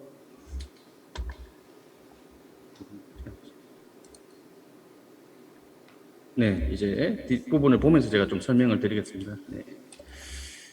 남미의 진실위원회는 남미 국가들이 꽤 많은데요. 여기 뭐 다 제가 넣지는 못하고요. 여기서 제가 이제 특히 파라과이와 조금 관계가 있는, 특히 파라과이 같은 경우에는 뭐 아시다시피 콘도르 작전하고 관계 있는 국가들하고 좀 같이 연결되어 있습니다. 여기 보면은 그래서 주로 지금 아르헨티나, 우루과이, 제가 칠레 사례를 여기 지금 나열을 했는데요. 각 국가마다 그 진실위원회가 구성이 됐었고요. 그 이행기 정의 내용들은 대부분의 인권 침해 및 폭력, 뭐 유해 발굴, 피해자 배보상이라는 측면에서 다 거의 좀 비슷한 유형을 띠고 있고요. 최종 보고서도 다 비슷하게 나와 있습니다. 특히 아르헨티나 눈까마스 같은 경우에는 우리나라에 번역이 돼서 처음으로 이제 라틴 아메리카의 어떤 진실위원회, 이행기 정의에 대한 어떤 것을 알리게 되는 계기가 되었고요. 사실 파라과이, 아르헨티나, 우루과이, 칠레는 좀 유사한 측면이 많은데 이 4개 국가에서 파라과이의 어떤 차이점을 본다면은 여기 지금 파라과이 시기에서도 나타나다시피 파라과이는 이행기 정의 대상 시기가 굉장히 깁니다. 54년부터 2003년까지고요. 다른 국가들에 비해서 훨씬 길고요. 그리고 진실위원회도 2개로 나누어서 구성되어 있고 지금까지도 진실위원회가 활동을 하고 있습니다. 그리고 이행기 정의 내용에서도 여기에 보시다시피 토지 불법 불화라든지 이러한 독특한 내용들이 들어가 있습니다. 그걸 뒷부분 이행기 정의 특징을 보면서 제가 한번 설명을 드리겠습니다. 네. 그래서 여기 보면 이행기 정의 대상 시기로 이제 2개로 나누어 볼 수 있는데요. 첫 번째는 이제 군부 독재 정부 시기로 나눠 볼 수 있고요. 두 번째는 비민주 정부 시기로 나눠 볼 수가 있습니다. 그래서 군부 독재 정부 시기는 스트로 에스네르라고 해서 남미에서 가장 오랫동안 혼자 독재를 했던 군부 독재자고요. 이 스트로 에스네르는 1954년부터 1989년까지 35년 동안 군부 독재로 집권을 했습니다. 예. 그 이후에 이제 로드리게스라는 대통령인데 같은 정당이었습니다. 같은 정당이었는데 이제 쿠데타를 통해서 스트로 에스네르를 물리치고 난 뒤에 다른 정부들이 이제 3개의 정부가 들어섰는데 이게 이제 직선제라든지 그런 민주적인 절차에 의해서 뽑힌 대통령들이 아니고요. 그 간선제라든지 그런 식으로 뽑힌 대통령이었습니다. 그래서 실제로 파라과이가 민주화가 된 것은 우리나라는 뭐 1989년이라고 보지만 여기는 이제 2003년 이후에 대통령이 직선제로 처음으로 당선이 돼서 그때부터 이제 민주정부로 보고 있고요. 그래서 이행기 정의 대상 시기를 군부 독재 정부와 비민주 정부를 포함해서 1954년부터 2003년까지 보고 있습니다. 근데 주로 대상이 되는 시기는 사실 군부 독재 정부 시기 35년입니다. 이때가 가장 많은 어떤 그런 학살이라든지 이런 일들이 일어났었기 때문에 이 시기에 주로 많이 보고 있고요. 여기서 하나 이제 좀 특징적인 것은 다른 지역 아르헨티나라든지 칠레라든지 우루과이와의 차이점은 뭐냐면 파라과이 같은 경우에는 좀 뭐랄까 그 당시에 미국의 냉전이라는 세계 질서에서 동아시아가 이제 뭐 우리 남한이라든지 이쪽을 좀 중심으로 했다면은 파라과이 같은 경우는 남미에 있어서 그 당시 미국의 냉전의 세계 질서에 있어서 하나의 축이 되는 국가였습니다. 그래서 다른 국가보다 훨씬 군부 독재도 빨랐고요, 반공주의도 빨랐고 그래서 여기 이제 보시다시피 이제 35년 동안의 어떤 군부 독재 정부가 유지된 그런 요인들이 있습니다. 그래서 이행기 정의 내용을 보면 1기와 2기로 나눠볼 수가 있습니다. 1기는 2004년부터 2008년까지고요. 9건의 최종 보고서가 나왔습니다. 총 5년간의 조사 기간 동안 9건의 최종 보고서가 나왔고요. 여기에 4권의 기록된 것이 바로 토지 불법 불화와 관련된 내용입니다. 그래서 누가 몇 헥타의 토지를 어느 지역에 얼만큼 받았는지에 대한 기록들이 모두 상세하게 이제 조사가 되어 있습니다. 네. 그리고 2기 같은 경우에는 2기는 사실 조금 배보상에 많은 비중을 두고 있다고 보면 될 것 같습니다. 2009년부터 현재까지고요. 그래서 주로 이제 기존의 최종 보고서에서 나온 자료들을 바탕으로 이제 유해 발굴을 한다든지, 특히 여기서는 이제 아르헨티나의 EAF와 공동으로 많이 하고 있고요. 법 인류학 연구소입니다. 같이 하고 있고요. 그리고 이제 기억을 하고 그 과거의 군부 독재의 그런 참상을 기억하고 그것도 이제 다시 미래 세대에 반복하지 않도록 교육을 하는 역할하는 기억박물관이 또 하나의 역할을 하고 있고, 그리고 이제 배보상을 하는 총 3개 정도의, 지금 2기에서는 3개 정도의 역할을 하고 있습니다. 그래서 2기의 특징을 보면 2기 조직은 다양화되고 있습니다. 예를 들면 진실위원회 자체만 존재하는 것이 아니고요. 초기에는 진실위원회만 존재하다가 2015년 이후부터는 조금 더 전문화됩니다. 그래서 유해 발굴 같은 경우에는 법무부 산하의 역사보상기획부라고 해가지고 여기에서 이제 유해 발굴을 주로 담당합니다. 유해 발굴을 하는 이유는 뭐 다들 아시겠지만 그 당시에 이제 매장되어 있던 그 유해 그 희생자죠, 그죠? 희생자와 유가족들에게 희생자의 이제 그 뼈라든지 시신들을 이제 인도하는, 그래서 유전자 검사를 통해서 인도하는 그런 역할을 하는 주요한 역할인데요. 예. 이거 이제 법무부에서 역사보상기획부라는 하나의 하위 기관에서 담당을 하고 있습니다. 2015년부터 시작됐고요. 예. 그리고 또 2기 조직 중에 하나는 기업과 교육을 담당하는 이제 기업박물관입니다.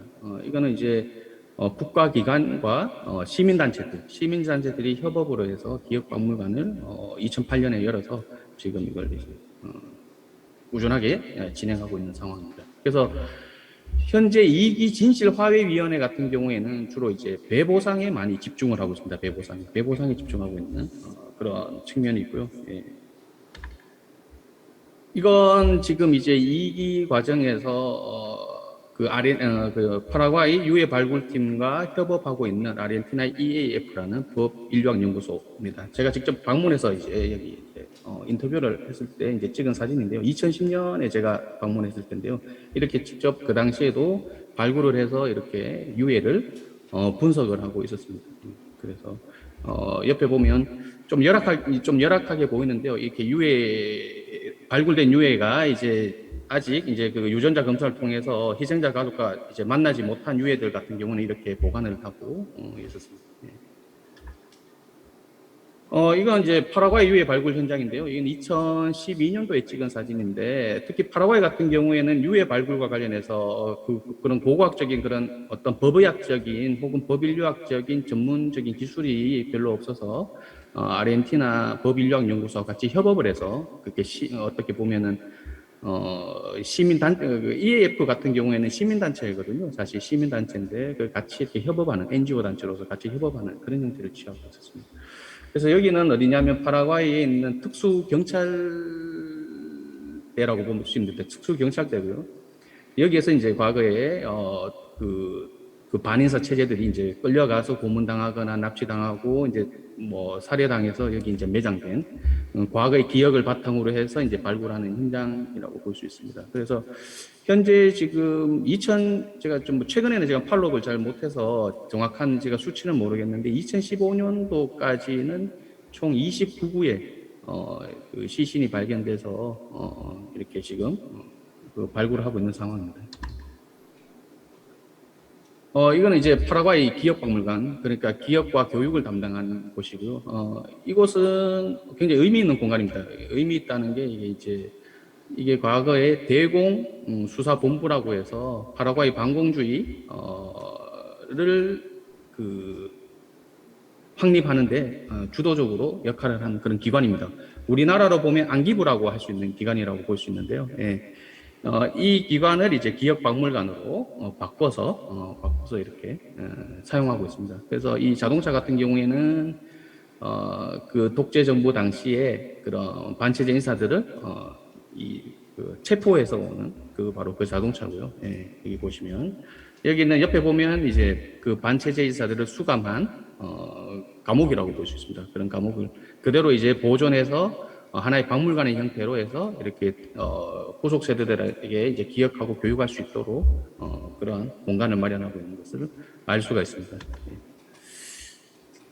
그래서 파라과이 같은 경우에는 그러면 어떻게 이렇게 장기 독재가 가능했는가, 그리고 이런 토지 불법 불화가 가능했는가라는 측면에서 본다면 그게 이제 반공주의가 처음으로 이식되는 공간입니다, 여기가. 그래서 남미에서 어떤 핵심적인, 미국에서 지정학적으로 반공주의를 펼치는 핵심적인 공간으로서 파라과이도 이제 그 지정을 했고요. 특히 파라과이라는 공간 자체가 남미의 중앙에 있습니다. 그래서 어느 쪽으로도 움직일 수 있는 어떤 지정학적 공간적인 특성, 그리고 파라과이가 다른 아르헨티나라든지 우루과이라든지 칠레라든지 이런 국가들에 비해서 사회주의적인 어떤 그런 경향성이 정치 세력들이 사실 좀 약한 편이었습니다. 그래서 미국이 여기 적극적으로 개입을 했었고, 그것을 통해서 이제 스트로스 에스넬이 이제 대통령으로 이제 독재 정부로 이제 나서게 된 거죠. 그래서 스트로스 에스넬은 집권을 하자마자 1955년도에 방공법을 제정을 합니다. 그래서 그 대가로 미국으로부터 군사라든지 경제 원조를 받게 되고, 그리고 바로 이제 이 방공주의를 실천하기 위해서 대공수사국을 설치합니다. 아까 기억박물관에서 봤던 그 공간인데요. 대공수사국을 설치하고요. 여기서 우리가 좀 재밌는 좀 얘기는 미국의 지원을 많이 받기도 했는데 이런 대공수사국에서 진행하는 고문이나 감금이나 납치라든지 이런 것들도 어떤 기술이 요구되기 때문에 미국에서 이것을 전담할 수 있는 중령을 파견을 합니다. 로버트 티에리 중령이라고. 그래서 대공수사국이 안착할 수 있도록 방공주의를 펼칠 수 있도록. 근데 이제 이 티에리 중령 같은 경우는 좀 재밌는 게 사실 6.25 전쟁 때 우리나라에서도 와서 작전을 펼쳤다고 하더라고요. 그래서 6.25 전쟁이 끝나고 바로 파라과이로 오게 됩니다. 그래서 어떤 좀 그런 세계 질서라는 측면에서 그런 측면에서 좀 한국과 이 파라과이 사례가 굉장히 조금 어떤 이 독재 사례가 굉장히 좀 비슷한 것을 좀 우리가 알 수 있는데요. 그래서 어쨌든 스트로 에스네르는 이제 방공주의를 이제 미국의 지원에 의해서 이제 확립시키고 이제 장기 독재 체제를 수립을 합니다. 그래서 특히 1959년도에 5월 14일 운동이라고 해서 사실 스트로 에스네르가 이제 독재 체제를 유지하고 있던 초기 당시에도 여전히 조금 그 파라과이의 반정부 인사들이 계속 스트로 에스네르를 무너뜨리기 위해서 군부 독재 정부를 무너뜨리기 위해서 굉장히 노력합니다. 그게 단지 파라과이 반정부 인사들만 노력한 게 아니고 주변의 아르헨티나라든지 우루과이라든지 이런 국가들이 있는 반체제 인사들과 같이 협업해서 혁명군을 구성해서 사실 이제 스트로 에스네르 정부를 무너뜨리려고 1959년도에 혁명군을 구성해서 이제 사실 이제 전쟁을 시작을 했습니다. 했으나 이 당시에 이제 미국이 적극적으로 스트로 에스네르를 지원하고 이 당시에 이제 지원을 하는 바람에 이 혁명군들이 거의 힘을 쓰지 못하고 이제 거의 괴멸되다시피 전쟁에서 지게 됩니다. 그러면서 이제 스트로 에스네르가 굳건하게 이제 35년 동안 이제 군부 독재 체제를 유지할 수 있는 그런 계기가 됐습니다. 그래서 파라과이 같은 경우에는 다른 남미 지역의 국가들보다도 좀 어떻게 보면 이런 남미의 반공주의가 일찍 안착된 그런 지역이라고 볼 수 있고요. 자, 그러면 이제 좀 본론으로 들어가서 이 스트로 에스네르 시대의 군부 독재 시기에 그러면 토지 불법 불화가 어느 정도 이루어졌는가라는 측면을 본다면요. 특히 이제 그 정권이 안착되고 난 뒤에 농지법 개정을 통해 가지고 국방부와 협의를 통해서 군인들에게 토지를 분배할 수 있는 여건을 마련해 줍니다. 그리고 자기들 군부끼리 토지를 나눌 수 있도록, 그리고 그 당시에 여당 인사들에게도 나눠줄 수 있도록 그렇게 이제 바꿔버리고요. 그래서 기존의 농지법을 무력화시킵니다. 그래서 이걸 비율적으로 보면 이거는 이제 최종 조사 보고서에서 나온 내용입니다. 최종 조사 보고서에서 나온 내용을 보면 진실위원회에 그 스트로 에스네르 군부 독재 시기에 그 토지가 불법 불화된 규모가 총 국토 대비는 16.6%고요. 농지 대비로 따진다면 그게 30% 육박하는 28%입니다. 그게 이제 비민주 정부까지 포함한다면은 조금 늘어나죠. 한 3% 더 늘어나고요. 총 국토 대비, 총 농지 대비는 4% 정도 늘어납니다. 그래서 뭐 대부분은 독재 정부 시기에 이루어졌다고 보면 될 것 같습니다. 네, 거의 이제 지금 마지막 장인데요. 결론적으로 이런 토지 불법 불화라는 건 분명히 이제 군부 독재 정부가 경제적인 측면에서도 어떤 다양한 어떤 만행들을 저질렀다는 걸 우리는 이제 알 수가 있고요. 그런 어떤 것이 인권이라든지 인권 침해라든지 예를 들면 학살이라든지 이런 부분과 다르게 지금까지 또 사회적인 어떤 갈등이라든지 경제적인 불평등을 지금 야기하고 있다는 게 지금 문제가 되고 있고요. 그래서 여기 보면 토지 불법 불화 대상들을 보면 총 3,336명입니다. 그래서 주로 당시에 여당 인사들과 군부였고요. 대표적인 사람들이 스트로에스네르 본인도 토지를 불법으로 굉장히 많이 불화를 받았고요. 그 후속 대통령인 로드리게스 대통령과 부인도 많이 받았고요. 여기 보면 또 재밌는 게 니카라과 독재자 있습니다. 소모사라고 굉장히 유명한 독재자인데 이 소모사가 나중에 파라과이로 피신을 합니다. 이 피신한 소모사에게도 토지를 불법적으로 불화를 해줍니다. 그리고 여기는 이제 표기가 안 돼 있지만 지금 이 콜로라도 당이죠. 지금 파라과이 같은 경우에는 지금 콜로라도 당이 거의 뭐 한 60년, 80년 계속 집권하고 있는 그런 어떤 정치 구조를 가지고 있거든요. 그래서 지금 이 여당이 지금도 여당입니다. 지금의 여당 인사들의 대부분이 국회의원이면서 많은 기업 혹은 농장을 소유하고 있는데 대농장을 소유하고 있는데요. 그 대농장이라든지 기업을 소유한 바탕에는 이때 토지를 불법적으로 불화받은 그런 토지를 바탕으로 해서 성장한 그런 여당 인사들이 대부분이라고 할 수가 있습니다. 그래서 이런 것들이 지금의 어떤 현재적인 단지 이게 군부 독재 시대 때 토지를 넘겨줘서 문제가 된 게 아니고 이게 지금까지도 갈등하고 불평등으로 이어지고 있다는 게 이제 문제고요. 이게 독재 시대 때의 어떤 일들이. 그래서 그렇게 해서 나타난 사건들이 이건 아주 뭐 큰 사건만 제가 나열을 한 것입니다. 좀 네. 그래서 꾸루와따 학살이라고 해서 2012년에 토지를 불법적으로 불화했던 토지에서 농민하고 원주민들이 쫓겨나면서 거기에 대항을 했고 이 당시에 이제 정부가 강제 진압하면서 이 당시에 11명의 농민이 죽습니다. 그래서 꾸루와따 학살이라고 하고요. 굉장히 이때 파라과이에 굉장히 이제 남미 전 지역에서 굉장히 이슈가 됐던 사건이고요. 그 이후에도 과오로 농민 분쟁이라고 해서 비슷한 사건이 2016년에 일어나고 크고 작은 집 농민 분쟁들은 계속 일어나고 있습니다. 특히 2014년 꾸루와따 학살 같은 경우에는 여기 이제 제가 두 번째 페르난도 루그의 토지개혁 실패로 인한 탄핵이라고 제가 여기다가 기술을 했는데요. 일기 진실보상위원회가 끝나고 2008년도에 파라과이에서 조금 역사적인 일이 일어나는데 그때 파라과이 60년 만입니다. 거의 제가 봤을 때는 그때 소위 말해서 진보주의 정권이 처음으로 등장하게 됩니다. 그 사람이 바로 이 페르난도 루고고요. 이 사람은 이제 사제 출신입니다. 사제 출신인데 뭐 빈자의 아버지 이렇게 해가지고. 그래서 이 페르난도 루고가 어떤 정책을 했냐면은 이 토지 불법 불화가 문제라는 것을 알고 토지 개혁을 실시를 하려고 했었습니다. 법적으로 제정을 해서. 근데 당연히 이제 국회에서 반대가 됐겠죠. 그래서 국회에서 바로 이 조금 루고를 간략하게 해주시겠습니까? 바로 탄핵을 시켜버립니다. 예. 그 탄핵의 계기가 바로 저 학살과 관련했고요. 사실 이런 문제들 때문에 이런 토지 불법 불화 문제 때문에 이제 그 농민들이나 원주민들이 이주를 하거나 게릴라로 빠지거나 농민운동이 많이 일어나고 있습니다. 최근에 이제 진실과 정의 보상부에서 꾸루와따 학살 농민에 대한 배보상도 지금 포함해서 여기에 대한 보상도 지금 진행을 하고요. 예. 마지막으로 이제 결론적으로 마무리하자면 파라과이 이인기 정의 사례 같은 경우에는 군부 독재 정권의 이제 토지 불법 불화에 의해 야기된 사회적 경제적 갈등과 불평등이 이제 현재도 이제 지속되고 있는 걸 보여주는 그런 대표적인 사례라는 점에서 좀 의미가 있다고 생각이 됩니다. 여기까지 발표 마치도록 하겠습니다. 감사합니다. 네. 그 남미의 과거 청산에 대해서 파라과이를 사례로 지금 발제를 해주셨습니다. 아마 파라과이 지금 토지 불법 불화 이야기 들으면서 궁금한 점 많으실 건데요. 지금 시간 관계상 네 번째 발제를 듣고 또 그때 다시 또 질의응답하여서 이야기를 듣도록 하겠습니다. 네 번째 그 이행기 정의와 미국의 인종 문제 그 이병재 교수님 발제해 주시겠습니다. 화면 공유를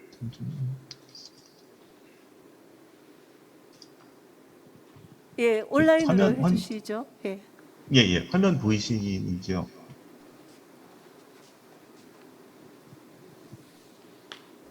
네, 잘 보입니다. 예, 감사합니다. 안녕하십니까. 저는 그 연세대학교 그 디지털 사회과학센터의 이병재라고 합니다. 오늘 제가 발표하는 내용은 사실 이행기 정의에서 그다지 이렇게 자주 다뤄지는 내용은 아닙니다.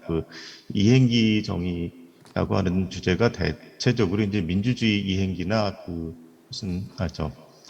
권위주의라든가 아니면 내전 아니면 이제 뭐 국가 실패 등에서부터 민주주의 이행 이후에 이제 과거의 인권 탄압의 사례를 다루는 경우가 많아가지고 미국이라든가 뭐 유럽 등의 이제 흔히 우리가 얘기하는 뭐죠? 고전적인 형태의 민주주의 국가에서의 그 인권 문제는 그렇게 많이 다뤄지지가 않는 경향이 있습니다.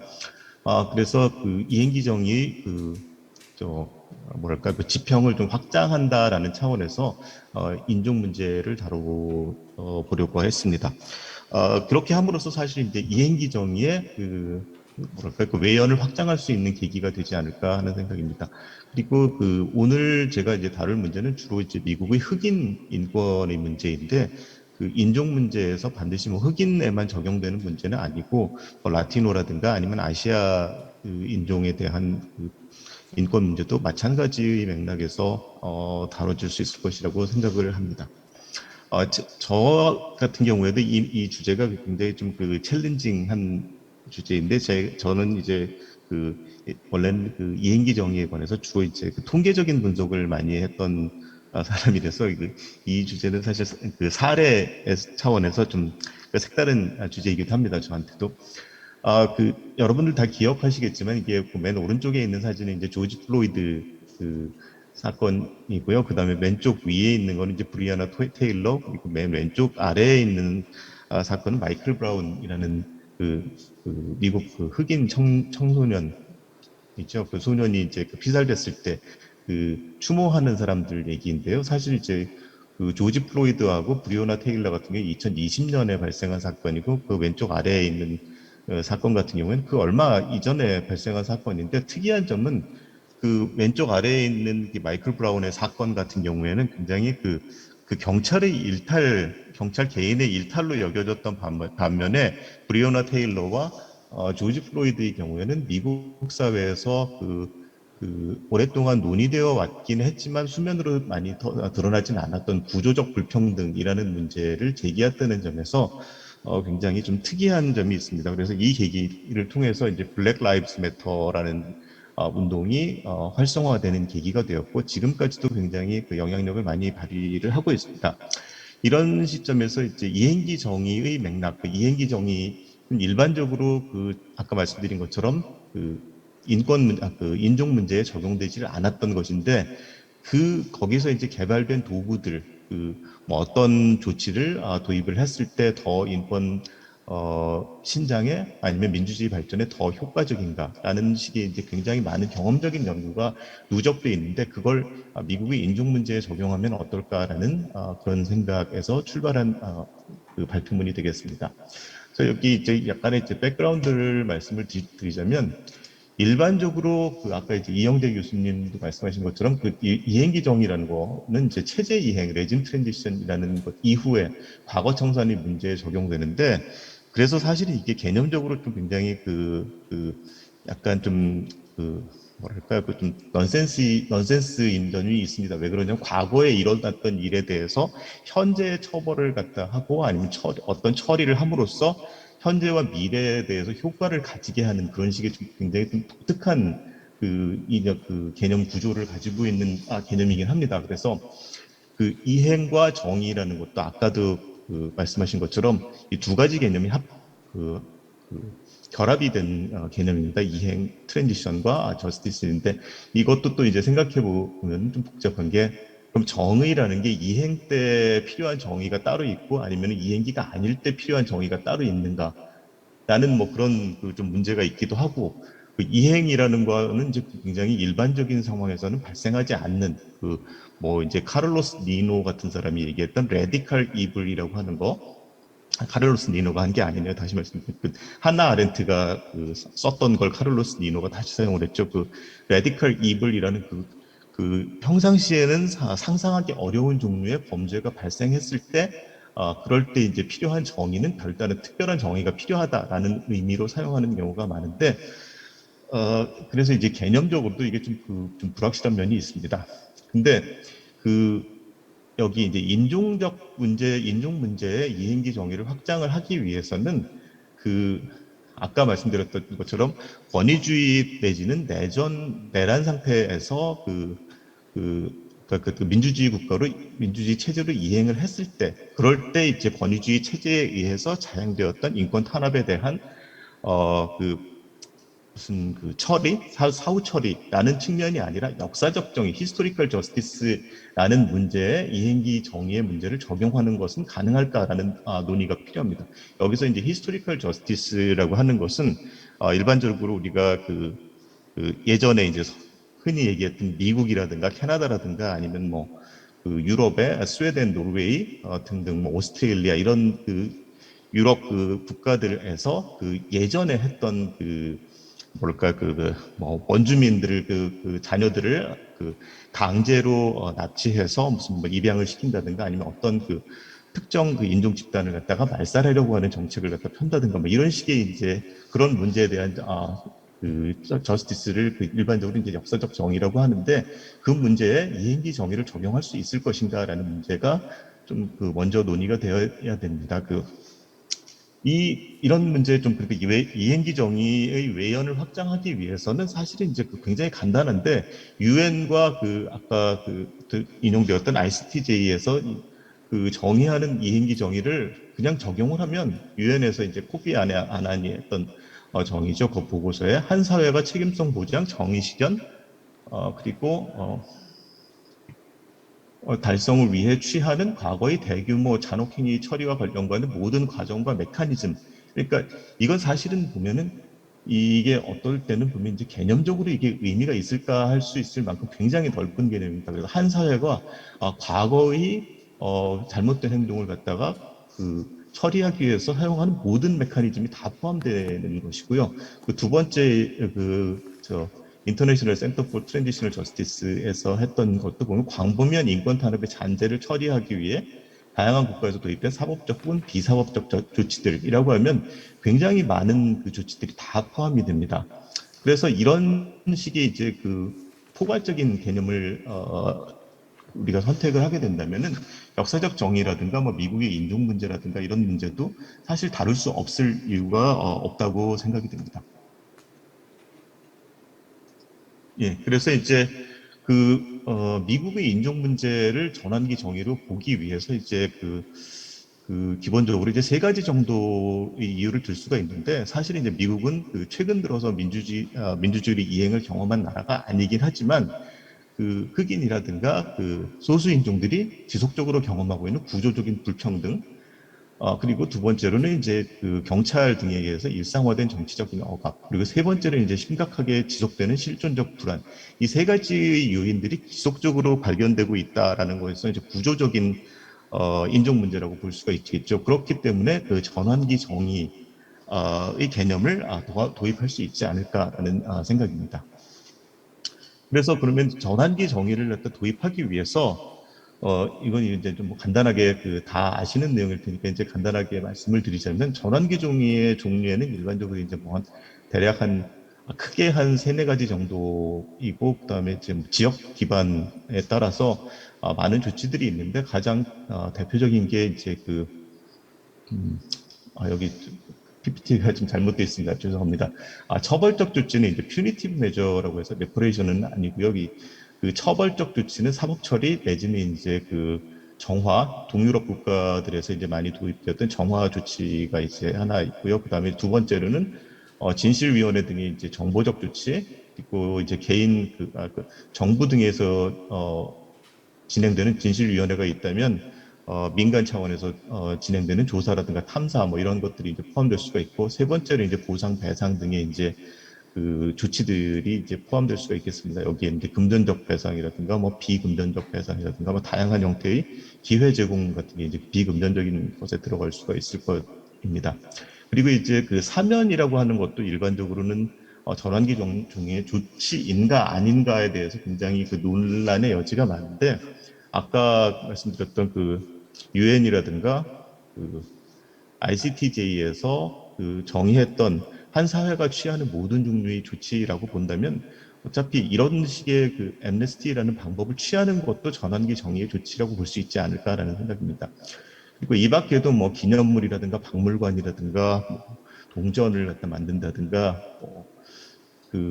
하는 것들, 그리고 뭐 루안다 같은 데서 도입됐던 가차차 법정이라든가 뭐 이런 모든 것들이 이제 전환기 종류의 조치에 들어가는데 이 맥락에서 놓고 봤을 때 그럼 미국의 경우에는 이 중에서 어떤 것들이 현재까지 그 도입이 되었는가라는 문제를 논의를 해보는으로써 이제 미국의 인종 문제를 다루기 위해서 전환기 정의가 어떻게 실제로 구현되고 있는가, 아니면은 뭐 갈 길이 얼마나 먼가, 이걸 갖다 이제 논의해 볼 수 있을 거라고 생각합니다.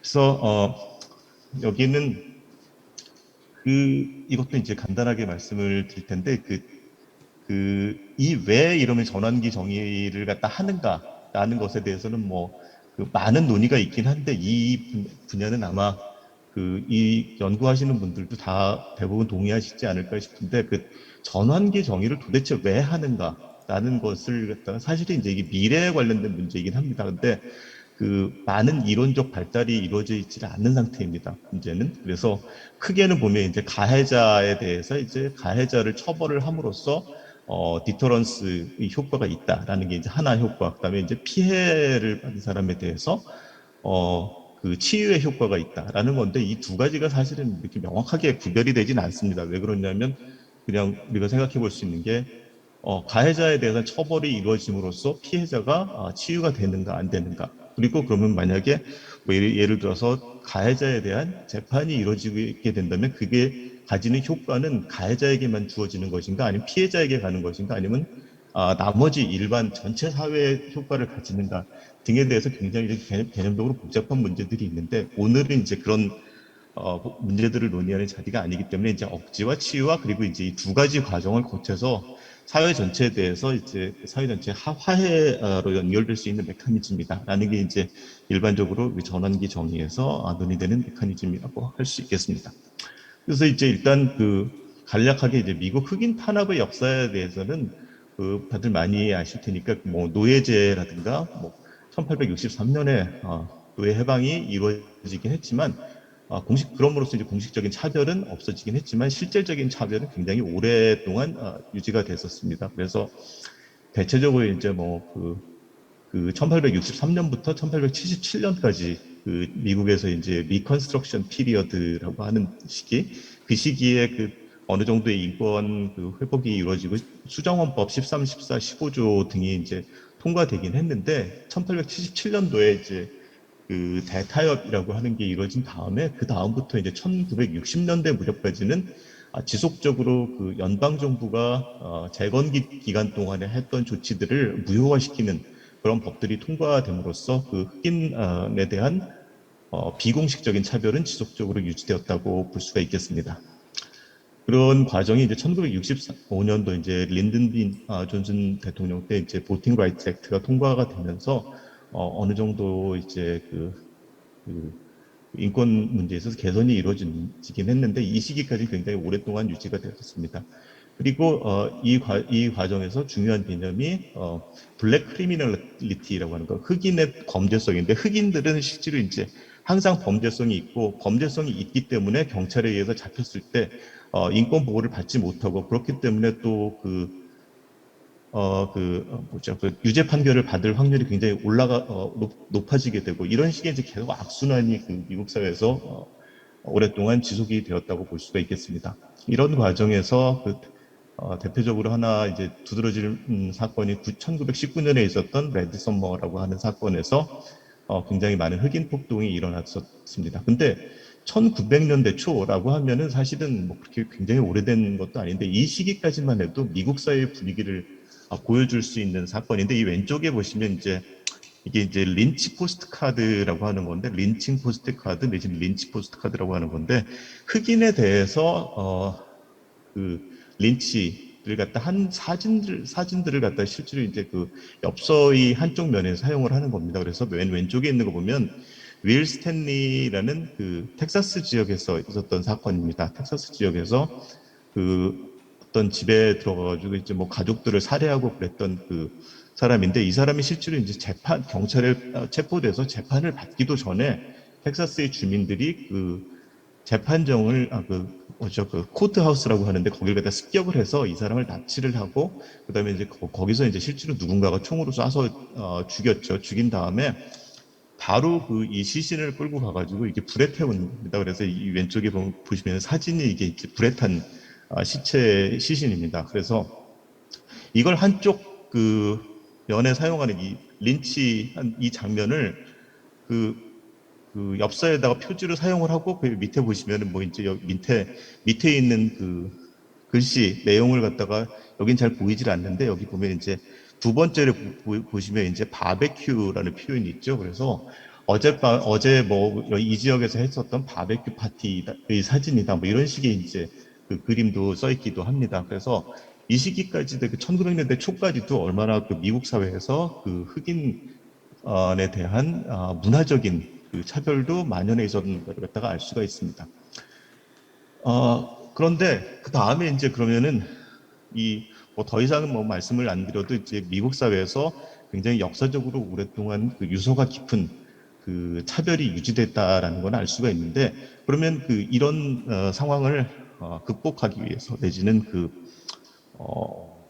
하기 위해서 이제 연방 정부라든가 지방 정부에서 도입했던 아까 이제 처음에 말씀드렸던 그 이행기 정의의 조치들은 뭐가 있을까라는 걸 갖다가 보시면 이제 연방 정부 차원에서는 두세 가지의 조치가 있었는데 1967년도에 있었던 67년도에 이제 그 린든 존슨 대통령 때 있죠. 그 당시에 있었던 커너 커미션이라는 것이 이제 그 당시에 67년, 68년도 그 시기에 그 계속 그 대도시에서 진행되었던 그 흑인 폭동의 문제를 갖다 원인이 무엇이고 그다음에 어떻게 진행됐고 어떻게 해야 할 것인가에 대해서 그 대통령 산하의 이제 위원회가 구성이 돼서 진실위원회가 한번 가동된 적이 있습니다. 근데 여기서 했던 그 대부분의 그 권고 사항들은 그 존슨 대통령이 받아들여지지 않았습니다. 그리고 이제 또 하나 최근에 그 진행되고 있는 게 이제 그 캘리포니아의 하원 의원인 바바라 리와 그 미네소타의 상원 의원인 코리 부커가 그 제안한 Truth, Racial Healing and Transformation Commission이라는 것이 이제 하나 진행되고 있는데 이것도 이제 아직 그 만들어지기만 했고 그 활동이 많이 아직 많은 활동이 있지는 않습니다. 그리고 이 밖에 이제 지방 정부 차원에서 부분적으로 이제 퍼거슨 이거 이제 마이클 브라운 사건 때문에 만들어졌던 거죠. 퍼거슨이라는 도시에서 있었던 거 그리고 뭐 노스캐롤라이나주의 진실화해위원회 메인주에 있었던 아동복지 관련된 진실화해위원회 그리고 메릴랜드 지역에서 있었던 진실화해위원회 이런 식의 이제 부분적으로 몇 가지 그 큰 도시에서 그 개별적인 사건에 대한 진실위원회가 구성되어 있긴 합니다. 근데 이제 그러니까 말씀드리는 건 미국 사회에서도 부분적으로 사건에 대해서 진실화해위원회가 진행이 되고 있긴 하다라는 말씀이고요. 그리고 이제 보상 배상 조치에서는 뭐 많은 논의가 있긴 했습니다. 그리고 조세 감면이라든가 뭐 그 흑인 상대로 한 발전 기금 그리고 뭐 베이비본드는 그 유색인종 그 자녀가 태어났을 때 뭐 1,000불이면 1,000불 뭐 1,500불이면 1,500불 이런 식의 이제 기금을 갖다 마련해주고 그 다음에 그 일정 금액을 계속해서 이제 그 연방 정부에서 이제 그 적립을 해주는 거죠. 그래서 성인이 되었을 때 어느 정도의 그뭐 몇만 불 정도의 돈을 갖다가 가지고 나갈 수 있다. 그렇게 됨으로써 이제 이게 그 인종 간의 경제적 불평등을 극복할 수 있는 방법으로서 이제 제시된 방법이긴 합니다.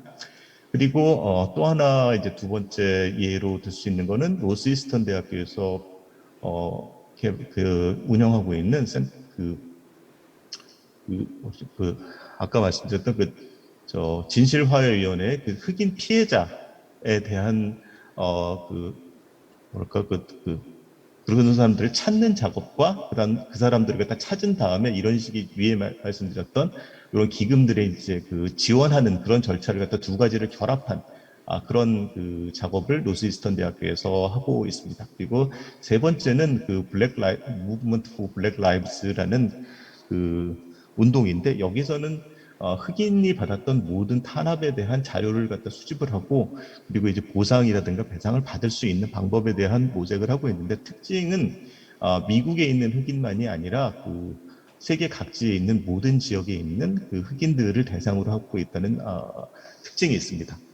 그리고 이제 몇 가지 사례들은 이제 보상 배상 조치가 이제 대표적으로 알려진 게 2차 대전 당시 미 정부에 의해 감금된 일본인들에 대한 미국 시민이죠. 미국 시민인 일본인들에 대한 배상 같은 게 이제 그 레이건 행정부에서 이루어진 적이 있고, 플로리다 주에서 흑인 공동체 학살에 대한 배상이 있었던 적이 있고, 노스캐롤라이나에서 강제 불임수술 희생자에 대한 배상도 있었고, 그다음에 이제 가장 최근의 사례는 시카고에서 경찰국장이었던 존 버치가 그 고문했던 것에 대해서 고문 피해 배상 및 기타 조치, 그래서 뭐 그 지역의 교과서에 이 내용들을 포함시킨다든가 아니면 뭐 기념물을 만든다든가 뭐 이런 식의 이제 사례들이 있었습니다. 그리고 또 하나 이제 그 이행기 정의의 조치 중에 두드러진 게 이제 공식적 사과인데, 공식적 사과는 그 일본계 미국인에 대한 사과가 이제 레이건 대통령 시기에 이루어졌었고요. 그리고 뭐 그 다른 종류의 사과들은 널리 알려지진 않았는데 있긴 있었습니다. 그래서 나치 전범 은닉했던 것에 대한 사과, 그리고 하와이 왕국을 몰락시킨 거, 미국 정부에서 몰락시킨 것에 대한 사과, 그리고 엘라베마에서 흑인들을 대상으로 해서 매독 치료제가 있음에도 이제 제공을 하지 않았던 그런 연구에 대한 사과 등의 사례가 있습니다. 그리고 2010년도에는 미국 원주민에 대한 사과를 표명을 한 그 결의안이 통과되기도 했습니다. 근데 이런 것들은 있는데 지금까지 이제 노예제에 대해서 공식적인 미국 정부 차원의 사과는 아직까지는 없는 상태입니다.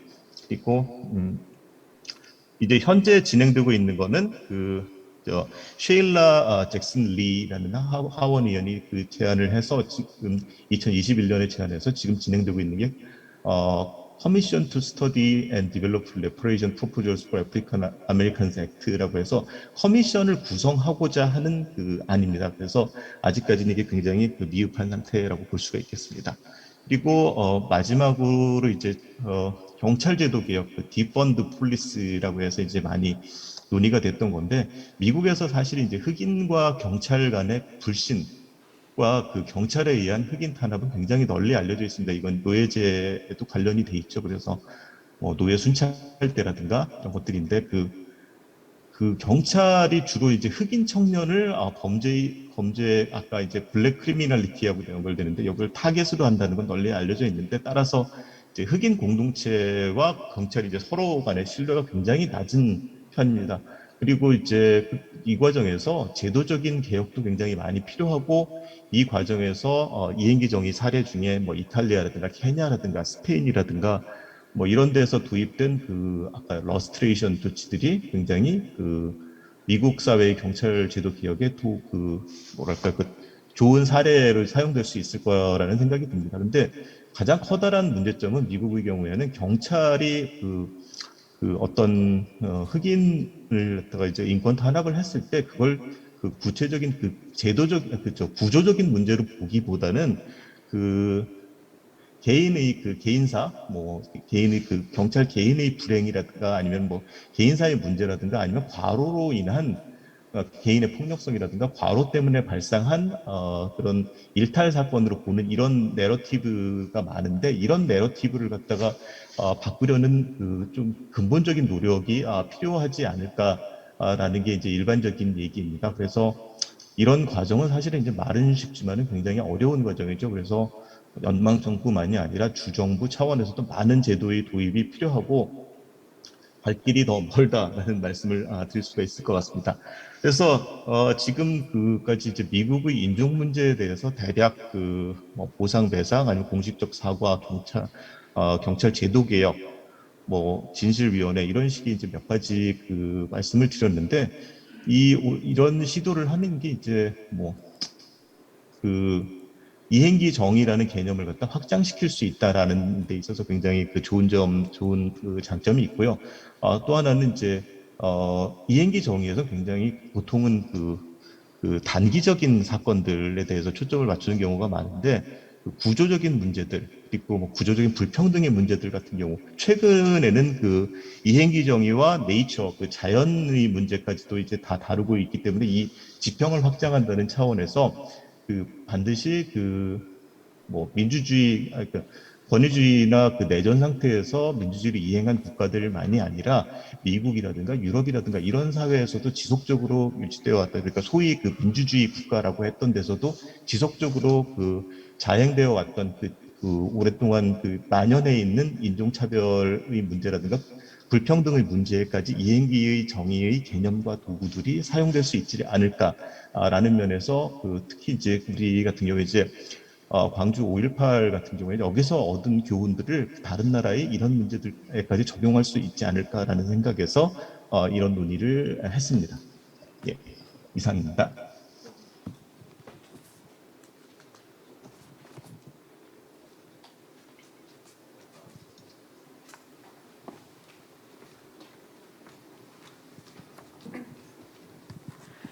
예, 네 번째 발제 잘 들었습니다. 이 미국의 인종차별 문제를 이행기 정의의 관점에서 본다는 일은 어떻게 보면은 좀 우리가 그동안 생각해보지 못했던 그런 영역을 다루어주신 거, 그리고 그런 부분을 새롭게 배운 것도 좋았고요. 또 발제를 통해서 이행기 정의의 종류와 목적, 또 기본 개념들을 한 번 더 되짚어 볼 수 있어서 좋았던 것 같습니다.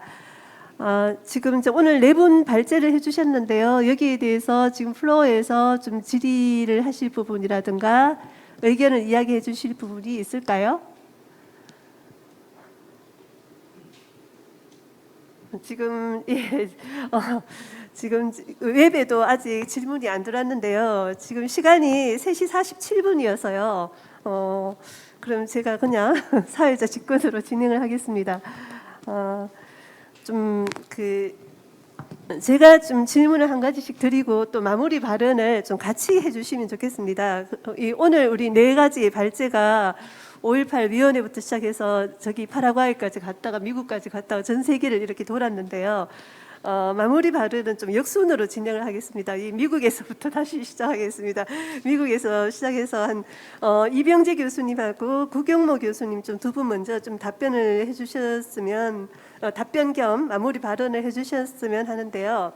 이병재 교수님께 제가 여쭤보고 싶은 것은 현재 이 구조적 인종차별에 대해서 미국에서 이렇게 시도를 하고 있는데 이것을 이렇게 좀 다른 나라의 이 과거 청산 또 뭐 과거 청산과 이행기 정의를 구분해서 쓴다면은 어떤 이행기 정의를 시도하는 이런 것들에 비해서 어느 정도 실천 수준에 있는지, 그리고 이 현재의 시도가 구조적 인종차별 완화에 좀 미치는 효과는 어느 정도 기대가 되는지 함께 좀 마무리 발언해 주셨으면 하고요.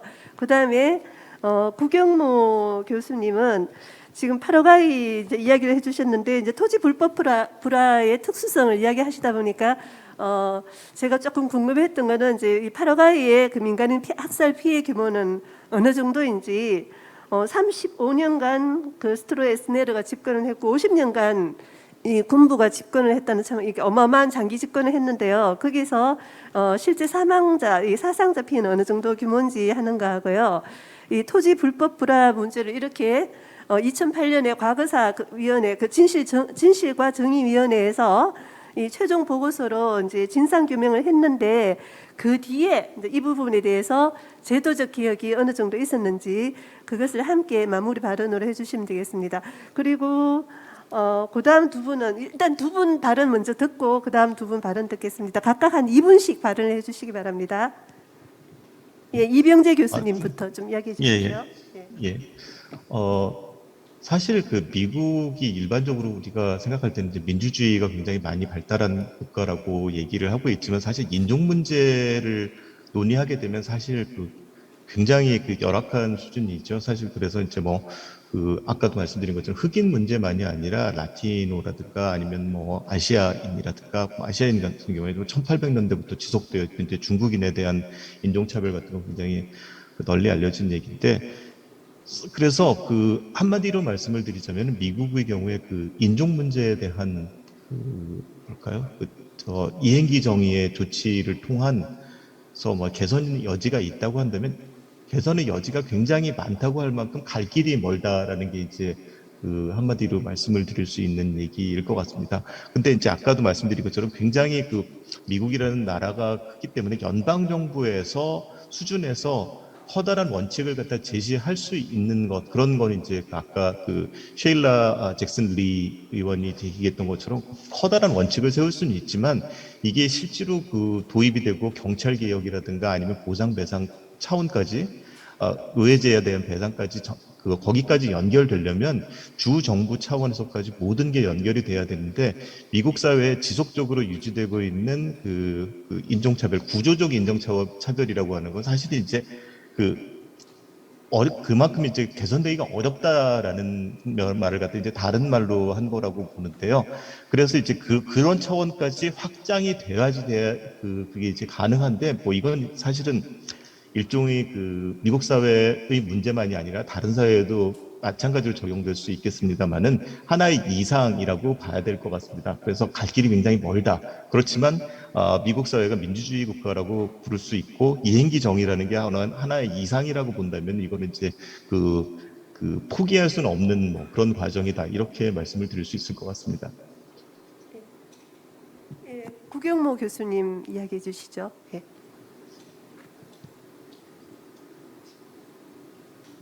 지금 소리가 안 들립니다. 지금 음소거 해제해 주십시오. 예. 네네네. 그 구체적인 진실화해위원회의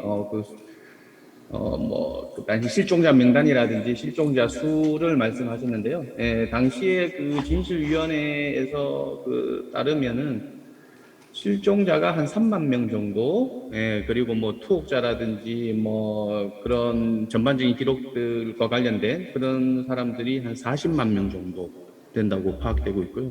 뭐 굉장히 많은 숫자라고 할 수 있습니다. 그건 지금 그와 관련된 자료들은 지금 대부분 이제 파라과이 대법원에 있는 국립 아카이브에다가 이제 지금 보관되어 있는 상태고요. 예, 모두 열람이 가능하고요. 예, 뭐 그 정도라고 할 수 있고, 아까 말씀하신 토지 불법 불화와 관련한 문제 같은 경우에는 사실 제가 이제 발표에서 잠깐 말씀을 드렸는데, 그 2008년도에 페르난도 루고 대통령이라고 진보주의, 그러니까 정권 교체를 어떻게 보면 60년 만에 처음 이뤘거든요.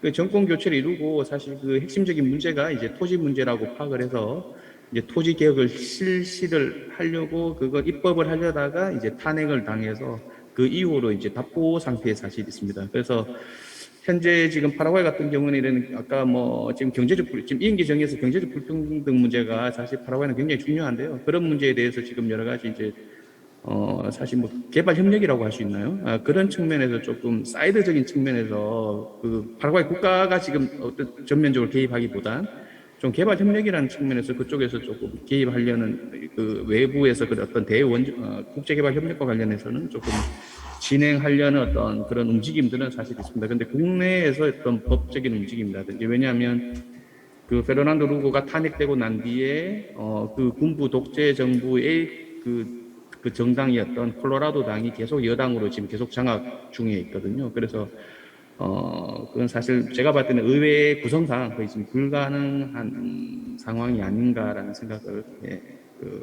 말씀드립니다. 예. 예, 알겠습니다. 그다음 이영재 교수님 두 번째 발제에서는요, 사실 많은 이야기를 해주셨는데 여러 가지 또 개념적인 개념을 또 정리를 해주셨는데요. 저는 이제 좀 가장 궁금한 거는 제2국면에서 지금 제3국면으로 넘어갔다 이렇게 정의를 하셨잖아요.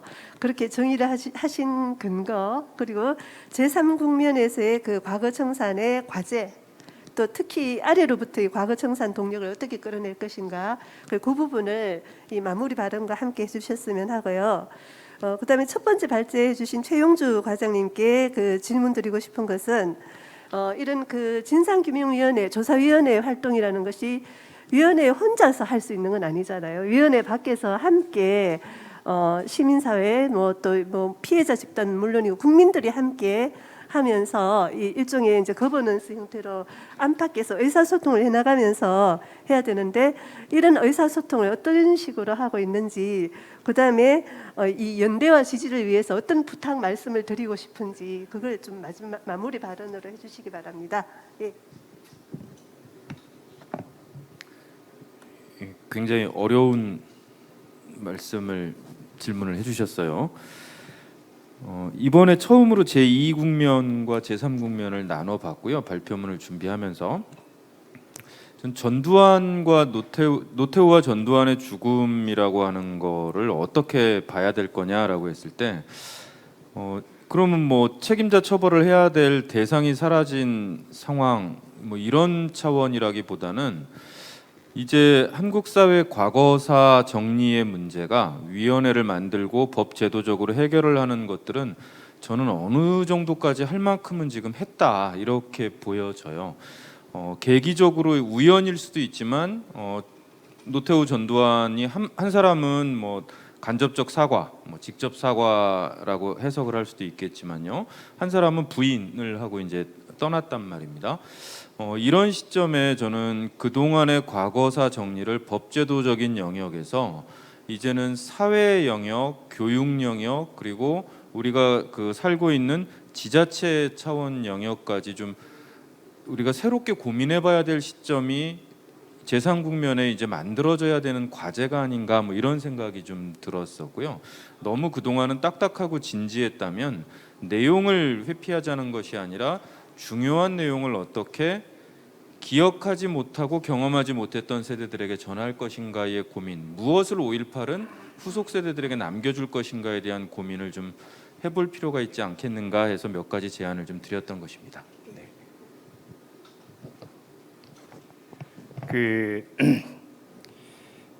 이게 5.18 문제는 사실 기록으로 당시를 재현하고 기록으로 당시의 진상을 총체적으로 이렇게 보인다고 하는 게 대단히 한계가 굉장히 많습니다. 일단 가해자 정권이 거의 한 10년 가량 계속되었기 때문에 대부분의 기록들이 이제 뭐 거의 은폐되거나 왜곡되거나 순서가 뒤바뀌, 원인과 결과가 뒤바뀌어 있는 거죠. 그래서 이런 것들이 이제 있어서 결국은 당시에 그러한 행위에 참여했었던 그 가해자들의 어떤 밑으로부터의 어떤 그 고백이 최우선으로 되는데 이조차도 굉장히 힘듭니다. 힘들어서 최근에 이제 저희들이 어제 오늘도 아마 가해자와 피해자들이 만나서 서로 이렇게 화해하는 신원 행사도 갖고 이러기는 했었는데 저희들은 그런 식의 호소할 수밖에 없는 것 같아요. 지금으로서는 끊임없이 가해자들로부터 밑으로부터 자기 고백을 드러낼 수 있는 그런 장들을 좀 마련을 해나가려고 하는데 어차피 이런 것들은 자발성에 이제 의존을 하는 수밖에 없죠. 자발성에 의존하는 수밖에 없고 도덕적인 고백에 의존할 수밖에 없는데 이런 것에서 한계를 많이 느끼면서도 향후 이런 자리들을 좀 많이 만들어 나갈 그런 계획들은 가지고 있습니다. 가지고 있고 그 가해자들도 겪고 있는 트라우마들에 대한 치유 방안들도 저희들이 적극적으로 모색을 하고 있기 때문에 가해자들이 자기 트라우마를 치유할 수 있는 방법은 고백과 자백, 양심의 저기를 호소를 통한 그런 방법밖에 저희들은 없다고 보고 있고 그래서 누차 그런 것들을 강조를 해나가고 있고 사실 또 최근에 저희들이 공개적으로 발언을 할 수는 없지만 그런 어떤 자발적인 그런 고백들이 사실 우리 위원회 내부에 많이 좀 접수가 좀 되고 있습니다. 접수가 되고 있고 하더라도 이런 것들이 여러 가지 교차 검증과 또 사후에 다른 추가적인 증언들을 통해서 확인이 되어야 되기 때문에 그 작업도 언젠가는 이제 좀 지나면 효과를 좀 볼 수 있지 않을까 좀 그렇게 판단을 하고 있는 겁니다. 네. 예, 알겠습니다. 지금 시간이 3시 59분입니다. 오늘 지금 4가지 발제를 들었는데요. 사실 과거 청산 이렇게 논의를 하면서 저는 올해 들어서 특히 3월 들어서 굉장히 좀 마음이 답답합니다. 아마 다른 분들도 그런 분들 많으실 겁니다. 지금 이제 정부가 바뀌면서 이 과거 청산 문제도 앞으로 전망이 어떻게 될지 좀 더 이제 좋은 방향으로 됐으면 좋겠다 이런 생각은 하고 있지만 전망이 좀 어둡긴 합니다. 그렇지만 지금 현재 이제 오늘 우리가 이렇게 함께 이야기한 것들이 한국 사회 과거 청산 특히 또 5.18 진상 규명에 도움이 될 수 있기를 바랍니다. 그리고 또 이 논의들을 좀 각자의 계신 삼터에서 좀 더 확장을 해서 함께 고민을 하고 함께 연대를 하셨으면 좋겠습니다. 자, 오늘 세션 지금 세션 마치겠습니다. 네, 감사합니다. 네, 감사합니다. 5.18의 의미 포스트 전두환 우리의 과제 세션 이상으로 마치고요. 5분 후에 4시 5분부터 백신 불평등과 민주주의에 대한 세션을 진행하도록 하겠습니다.